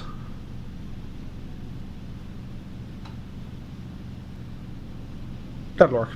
Operation Sea Lion had another kind of a caveat to it. It was, I'm going to say Operation Green. There were official plans wrote up, but I don't think Hitler ever signed off on them, because I think his stance was, and I think this had to do with your man Duffy, with the fascist movements and all this kind of crack. But I think he was saying he had no interest in invading Ireland unless, of course, Ireland requested Germany to do so, which is strange when you think about it. But we were having too much crack here on our own anyway. We didn't want to get involved in that. Notwithstanding that, how many countless tens or even hundreds of thousands of Irish went fighting in the war on both sides, which is typical. There's always an Irishman behind every major world conflict.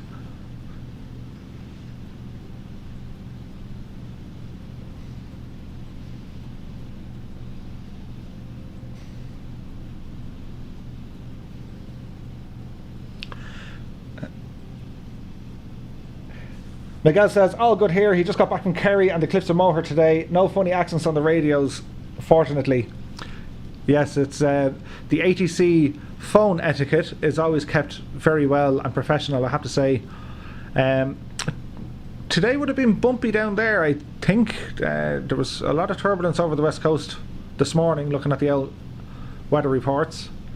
How did your flight go?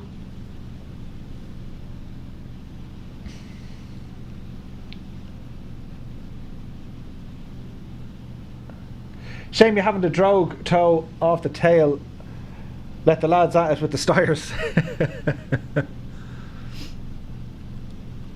I did that in my NCO's course in the FCA.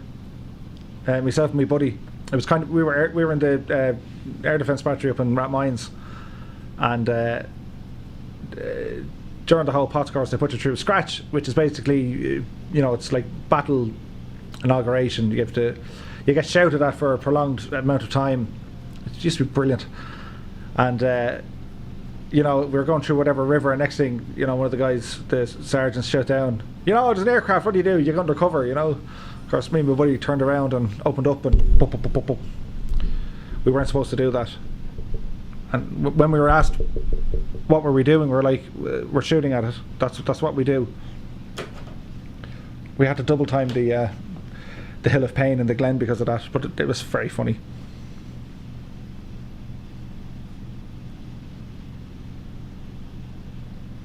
That's a bit interesting. Apparently fireflies and barracudas and the Royal Navy Hellcats flew out of RNS Eglinton. That is interesting. I'd say, like, some of the airports and airfields up the north that are no longer used by the RAF, a lot of the buildings were kind of abandoned. And even down the south, like the south of England, I headed over there, it must have been 3 or 4 years ago, and we went down by Yeovil, neck of the woods, and Exeter, and I was on a mission to find a pottery. We were watching Band of Brothers. It's like, I want to see a pottery, and I found it, and it's still there, as so far as you can see the runway. There's a bit of a go-kart track on one side of it, and a farmer keeps stuff on another side of it, and there's some panel van guys somewhere else. Some of the buildings are still there, like the tower is still there, the administration building is still there, and they're just left, like they're just sitting there, brambles and trees grown into them. Very interesting. Cockney John, remind me of what your PC specs are, Murph.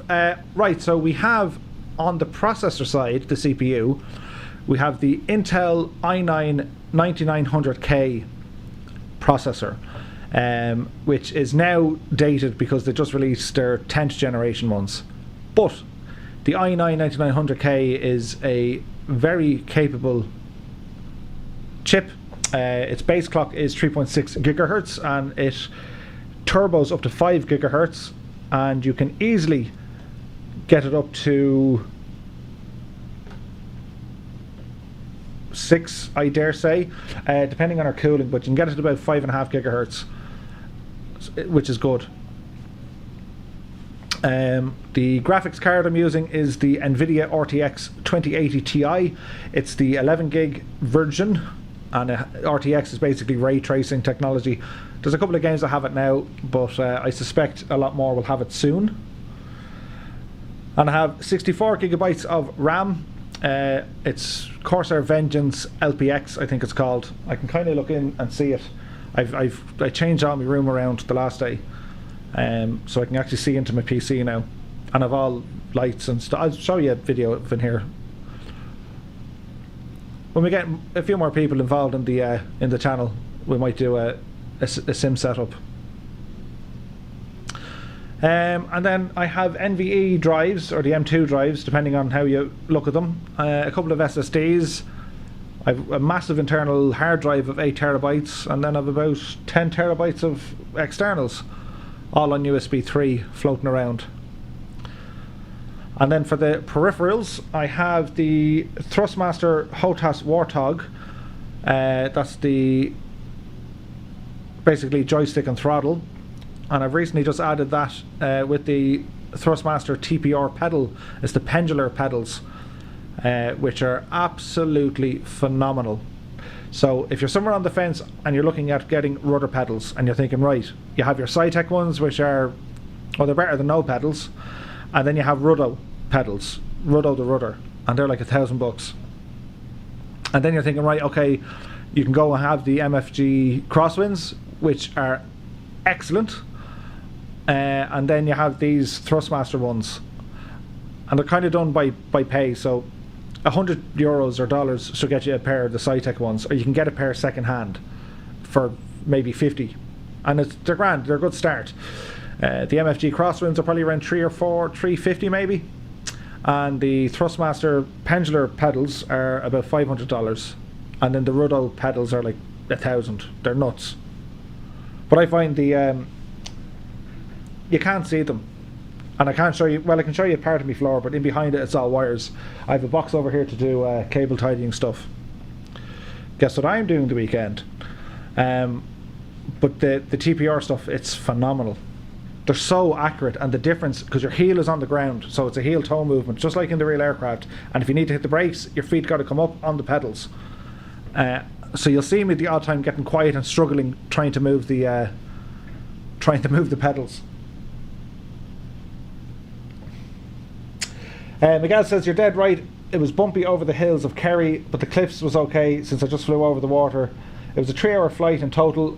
Saw like 6 ATRs parked up, and a private jet GoPro sadly died. Oh no. Yeah, there's not a whole lot of flights out of Kerry at the moment.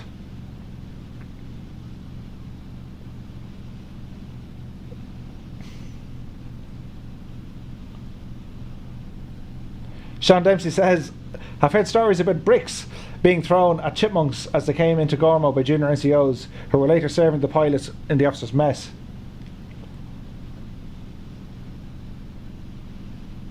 Who knows what sort of crack the NCOs, or indeed the enlisted or officers, got up to. War stories, we can't share them with the enemy, just in case they're listening. But yeah, all sorts of crazy would have went on in there. Epiped or Epipid, I'm really bad at pronouncing names, so if I struggle, just like literally spell it out for me. But he asks, your FPS frame rate is fantastic. Which graphics card are you using? Well, firstly, thank you and welcome. I use the NVIDIA RTX 2080 Ti, and its X-Plane isn't necessarily heavy on the graphics card. So let's see here. As we're flying, all our weight is on one side, so I imagine we need to change our tank, which we do. So stand by. Left tank, drain some juice out of this. So if I want to see where all the resources are going, X-Plane loves using processor speed. So if you open your graphics on X-Plane, if you're new to it, guys, I'll give you a quick rundown in your graphics here. And then you have, the NVIDIA Control Center, or if you're using the, what's the other card? That's really bad, isn't it? Not ATX, what's it called?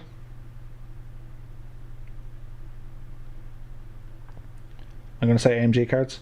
AMD cards, see? I knew it was in there somewhere.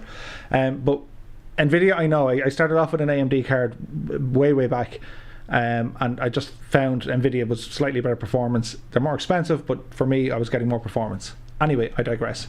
On the left-hand side here, which is going to be your left-hand side, I'll hide my webcam here and get my big tick head out of the way.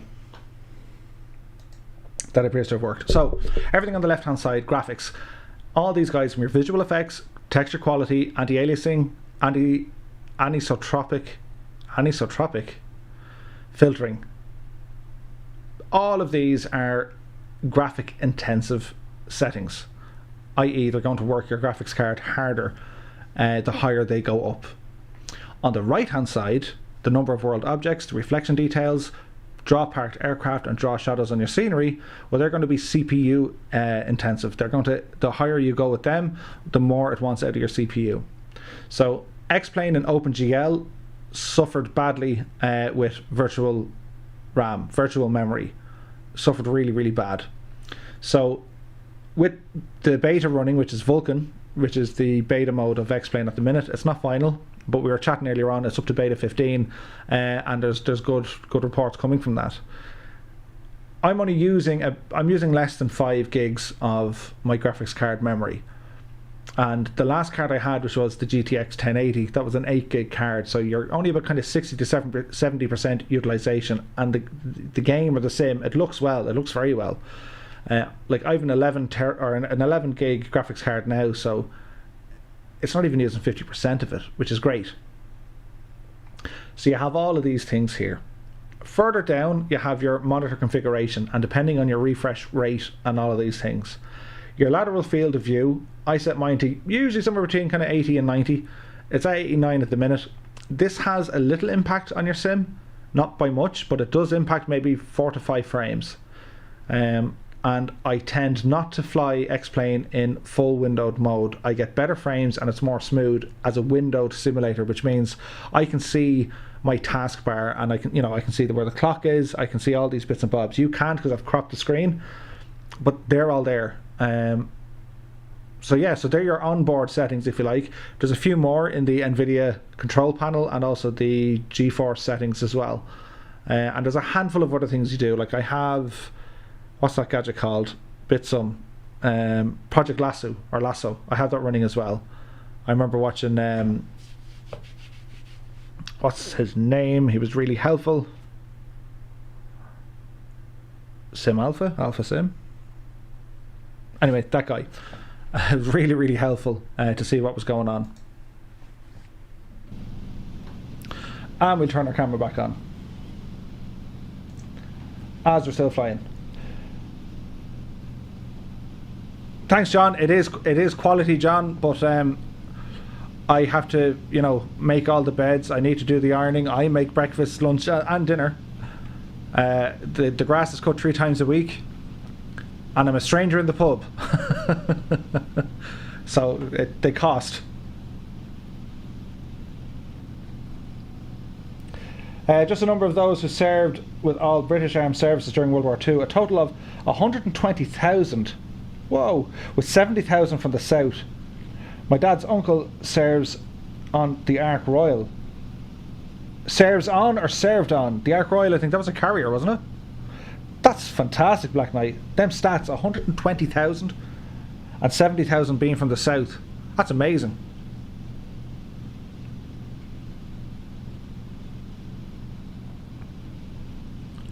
That is amazing.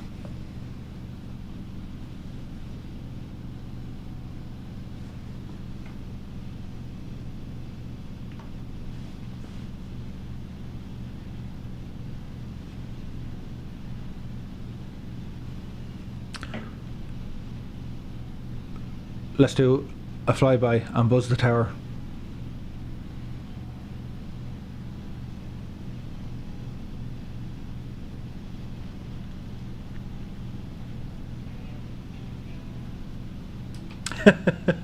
Many thanks, John. Many thanks.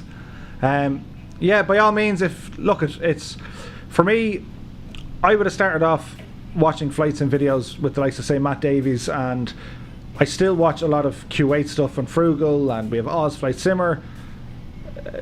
Gripper Sim is doing great stuff on direct and review, great attitude, everything's really funny, but he knows his stuff. And then you've Cat Strader as well. There's phenomenal people in the community, so it's what you try and do. Do you want to try and make your mark, or just have a bit of fun with it, you know? And Gripper Sim, he's Irish as well, so that's good.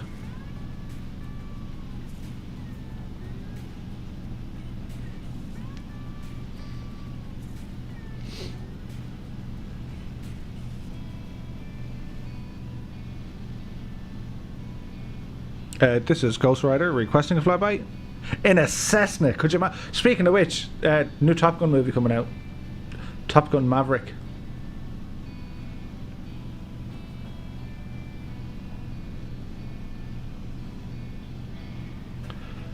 So I imagine those red roof buildings are the A and B block,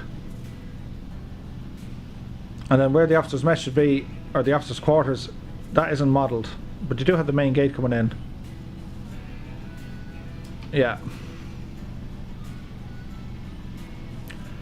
And the square is there.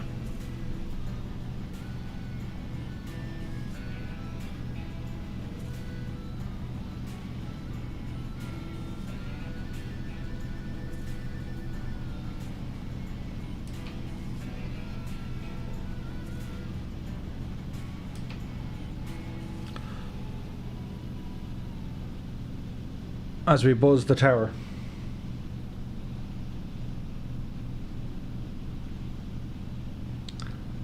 He served in the Ark Royal. That's fantastic.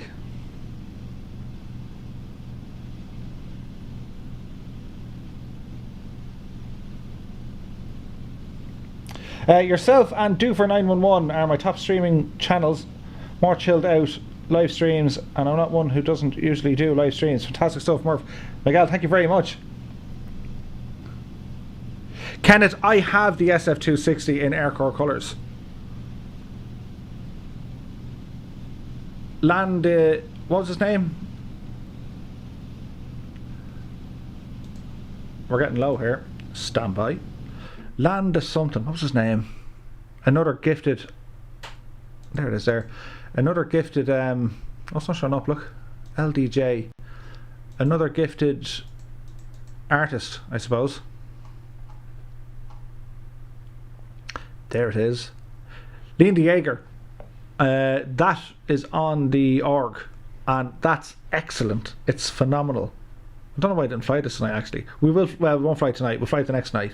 Marchetti, yes.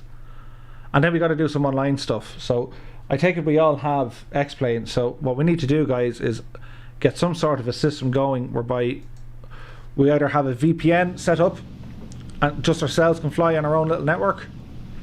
I would be all for that. Haven't a clue how to set it up, but we'll figure it out. And wouldn't it be cool to have, if you really wanted to, a couple of Marchettis, a couple of Cessnas, a PC-12 if you want to show off, the Beach King Air 200. We now have a Gazelle. There's a freeware Dolphin. We have the 139 from X Rotors. Again, that's a phenomenal aircraft. The Alouette isn't worth. It's just not good yet. I would love, and I mean I would love to see a Fuga Magister, a proper one in X-Plane. Not going to happen anytime soon. A Kaz I would love to see, but we'd even take an HER. That would be savage.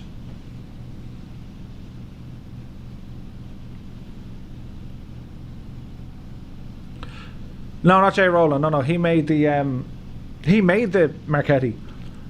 But the Aircore livery we got was fantastic. It's a nice poor man's Mustang. It just is.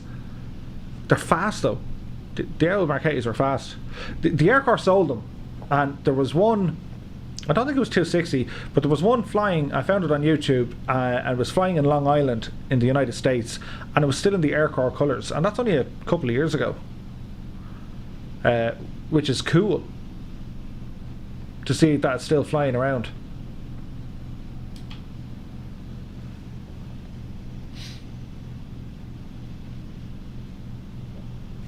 Oh, I have a chipmunk. Do we have it in Aircore colours though? Or do I have the chipmunk installed? I don't have it installed. Yeah, there is a chipmunk. So we need to find that in the old... I love the chipmunk. I'll show you this now for total sadness, right?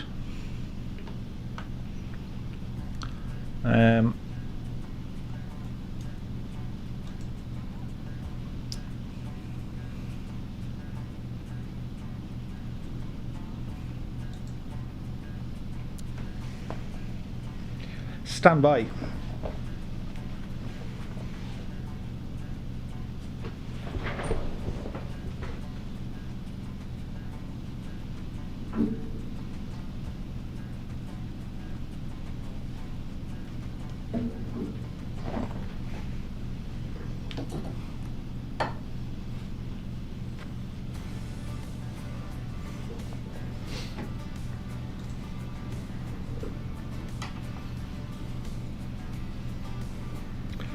How do we hold this up without breaking?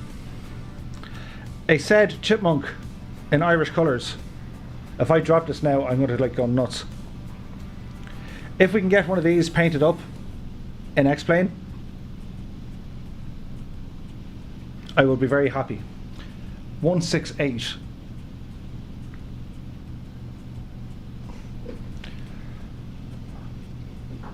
There's a crowd in Newbridge who sell them. McLaughlin's or MCD Direct or MCL Direct.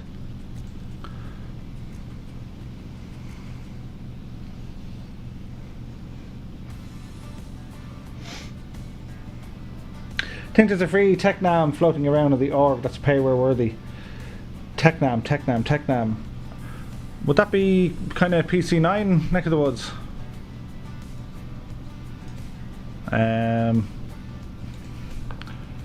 Let's have a look. I'm sure I have. Where are we going now? 4 gig drive, X-Plane stuff, aircraft, de Havilland.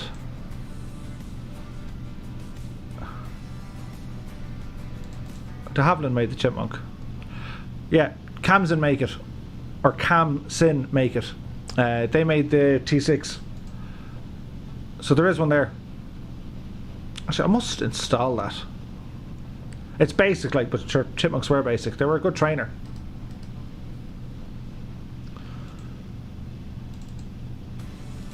And output, and where are we looking for?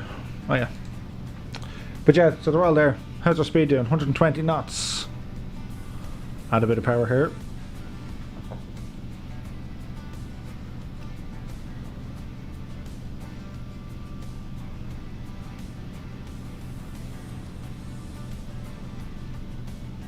Navan Airfield happening. There's a crowd. There's a museum, a railway museum. Well, it's at a railway house. It's up in Longford, and they have at least one chipmunk, and they also have a couple of vampires. What else do they have? They've all like the old Guinness trains, and they have cars and whatever else. But it's up in Longford. If you Google it, you know, Transport Museum in Longford, you'll find it. And your man who works there, he's a gas creator. You go up to him and he's, you know, how much to get in? Ash, or just whatever you think yourself, and you give him 20 quid and you'd be like, you think I'm only worth 20 quid? And then you'd be offended, and then someone else will give him 30 quid and you get tick with them. It's really funny. But it's up in Longford. De Havilland, yes, Canadian. Canada, eh?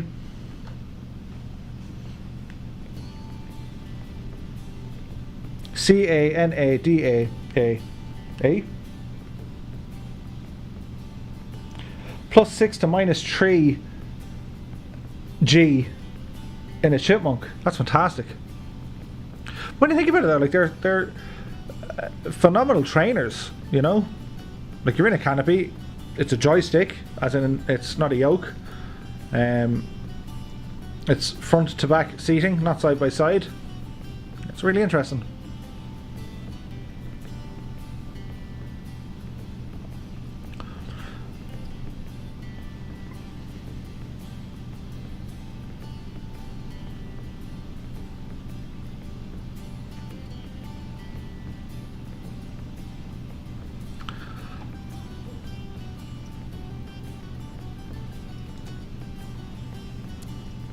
Okay, so we're going to keep our alto where we are. We're just going to continue on just a little bit, then we'll turn it around and we'll actually put her down in Gormanstown, because we're going for pints in the Cox Tavern.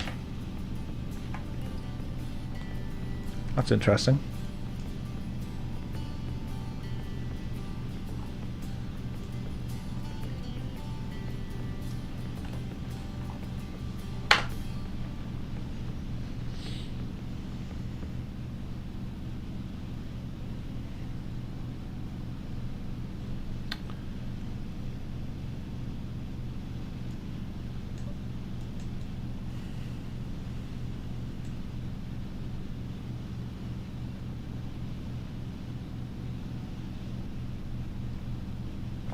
But yeah, there is a ton of Irish aviation aircraft available in X-Plane. Not so much in the new Microsoft Flight Sim, but that will change over time.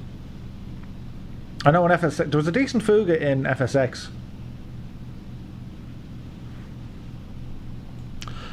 But shall we wait and see?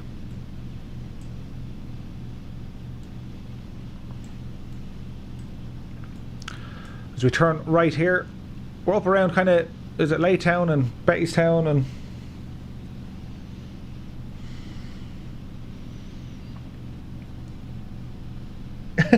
I can't believe Longford has a transport museum. It's a county that lacks public services, but had a quick Google, looks really interesting. I'll tell my parents about it if they got nothing to do. I really recommend it. It's very, very good. But myself, the missus and the young fella went up, and we didn't expect much, because I was like, it's Longford, yeah, they're not going to have much. And I walked in, and here was a cockpit or a flight deck of, I think it was a 707, or I think it was a 707, and they have it plugged into all the electrics. Now it doesn't do much, but you can sit in it. And then I saw a chipmunk, and I remember the chipmunk from my childhood. And then there was a vampire, I remember that from my childhood. And they had a engine off a downed Junkers, I don't know, was it the Heinkel or Henkel? It was something anyway, some big German yoke. They have the engine off that was downed, and they have a Merlin engine sitting in there as well. Absolutely phenomenal stuff. And they're not supported or funded, like, I mean, it's a private company, or it's a private venture, and they're collectors. But they're really into their stuff, and some of the vehicles they have are amazing. Some of the trains, they have the old shunter trains that Guinness would have had, and I would highly recommend going there. Like, you'll easily knock 2 hours just walking around and looking at the stuff. You know, it's really, really good.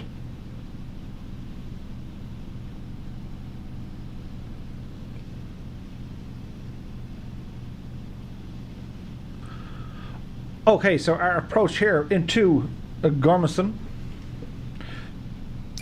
Turn off our autopilot there. Watch our speed now on our approach. Don't want to sink the nose too much as we're coming in over Drogheda. Over there on the right hand side.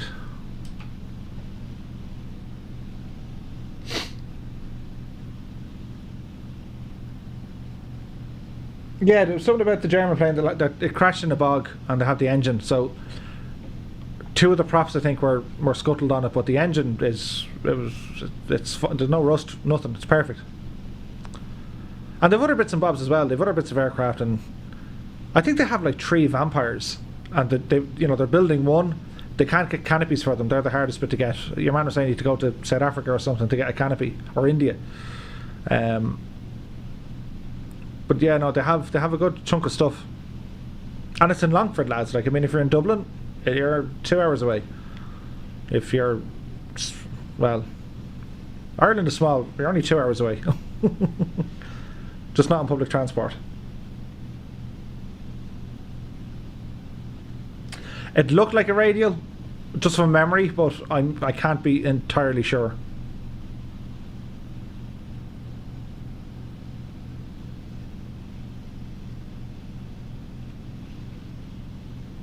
I think they have a Beechcraft cockpit as well. I think. I could be wrong now.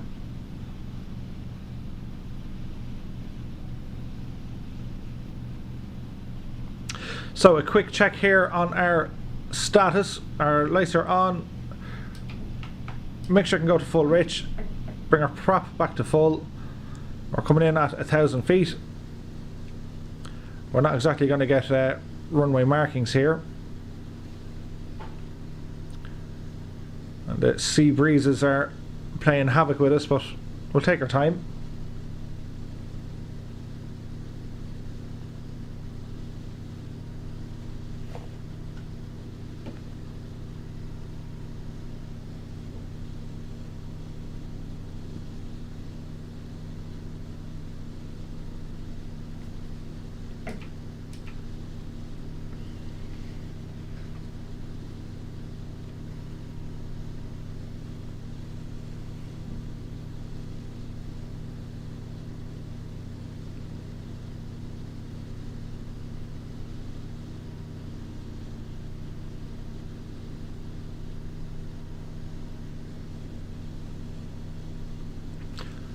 It's a nice little coastline we have here.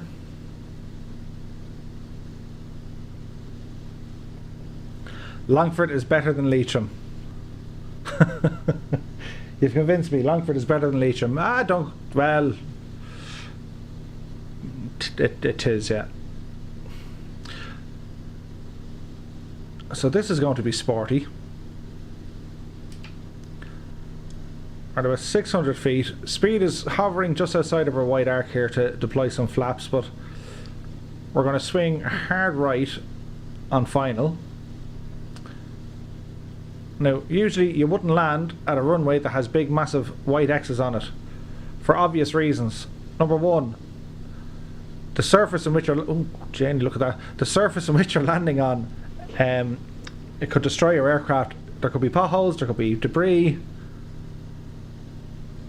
There could be other vehicles on it.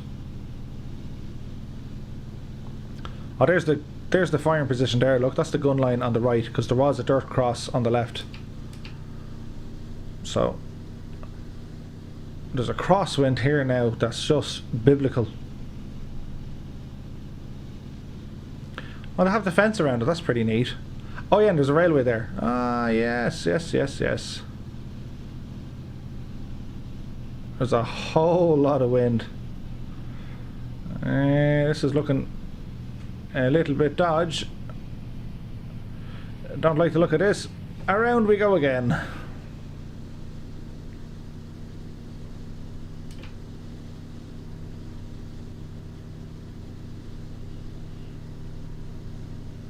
When in doubt, bug out. Famous last words.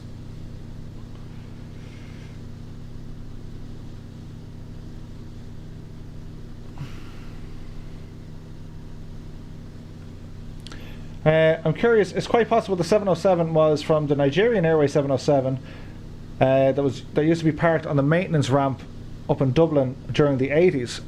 Fascinating.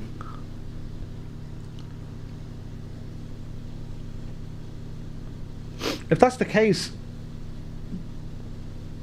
is that the one then that the fire crew used to train on when they chopped it up in pieces before they got the actual training aircraft, if you like?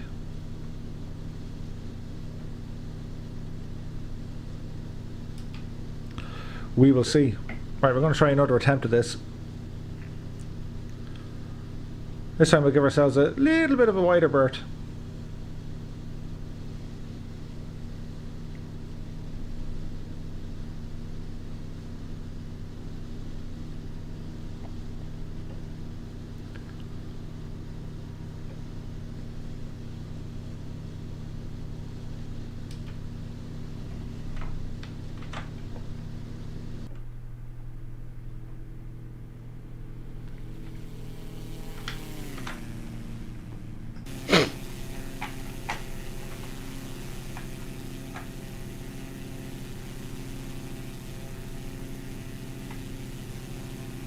So we're pretty much parallel with the runway now, but we'll head out a bit longer and try and get a little bit lower and slower for our next approach.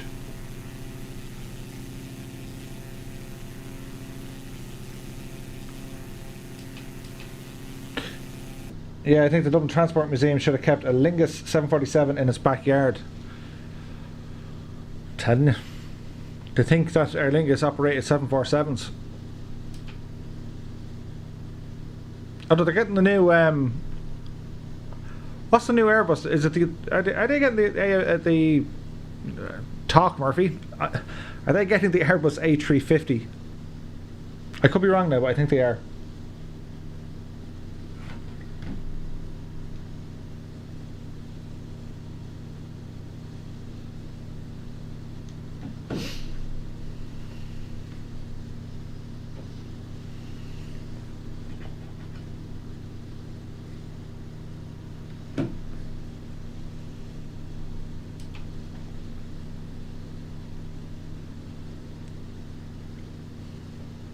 Okay. Let's try and do this in a way that we don't make a mess of things. We're very high.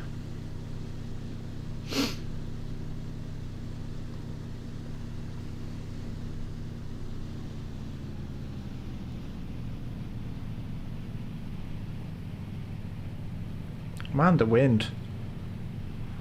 Man alive, the wind. Okay. Steep descent here.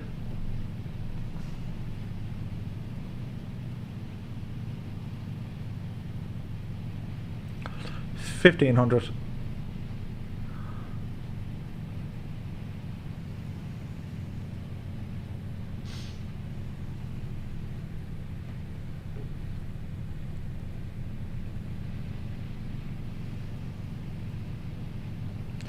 And there's 1,000. When I bleed a speed off here now, idle or throttle back, there's 100. Flaps coming down, and we'll go 2 notches of flaps just to hold this sucker coming in. So we'll keep around 90 knots on our initial approach, keep that nose up.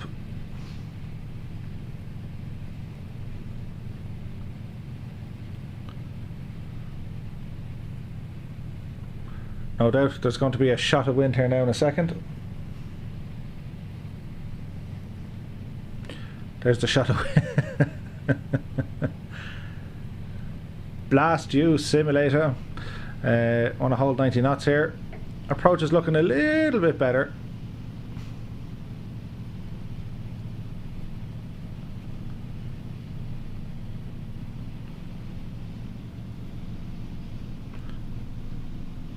Bit of a dip now as we come over hard ground.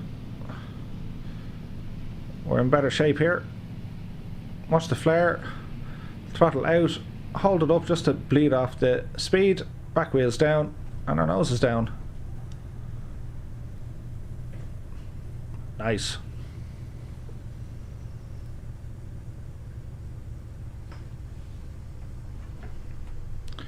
Taxi all the way to the bottom here. Memory serves me, there is an exit. Bring our flaps back in as well. Touching on the toe brakes just to give us that little bit of a push into the side here.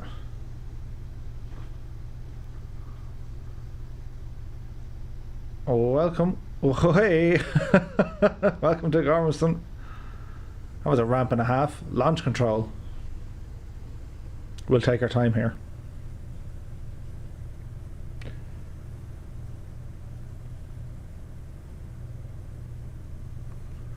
Bit of a push to get us going. They were listed and meant to, but when IAG took over, they gave Iberia the 350s and gave us the 321 Neo, which I found odd as Aer Lingus can use it to explore Hawaii and Nevada. Aha! That is interesting. So Aer Lingus are going to use the 321s as opposed to the 350s. Miguel, you're right. The options were resigned to Iberia. That's interesting. Excellent landing. Thank you very much. Kenneth, 10 out of 10. Thank you very much, lads. He makes it look so easy. You don't see the lather of sweat and like the rapid movement of joystick and pedals. Jeez, look at the ramps here, look. Someone should really declassify this as an airfield. It's kind of dangerous. throw it up now on the square. Easy does it.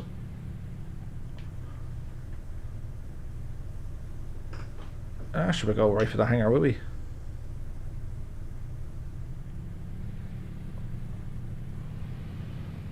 It's interesting that this is default scenery and they have all these kind of storage bins and stuff lying around. Like, it's fairly accurate. Not to mention the Cessna inside, look. Oh, Julia.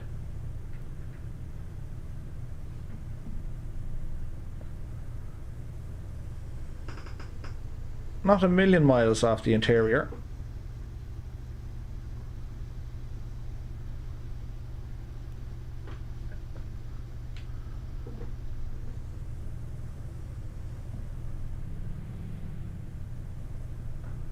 Something like that will probably do us. So, park and brake coming on. And our flaps are already in. We can go down here and start tidying things up. So our landing lights and strobes can come off. Beacon can stay on for the minute. Pitot heat we're finished with. There's no avionics on off switch, so we're going to go and kill our mixture. Engine off. Mags off. Beacons, lights, pumps are already off. Alternator. And our battery. Cool.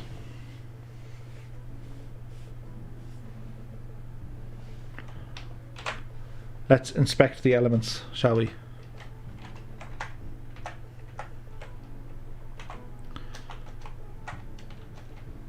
So, we have...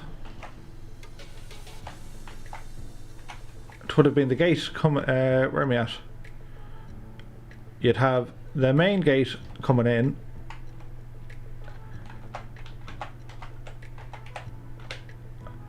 That's supposed to be that building, but it's not.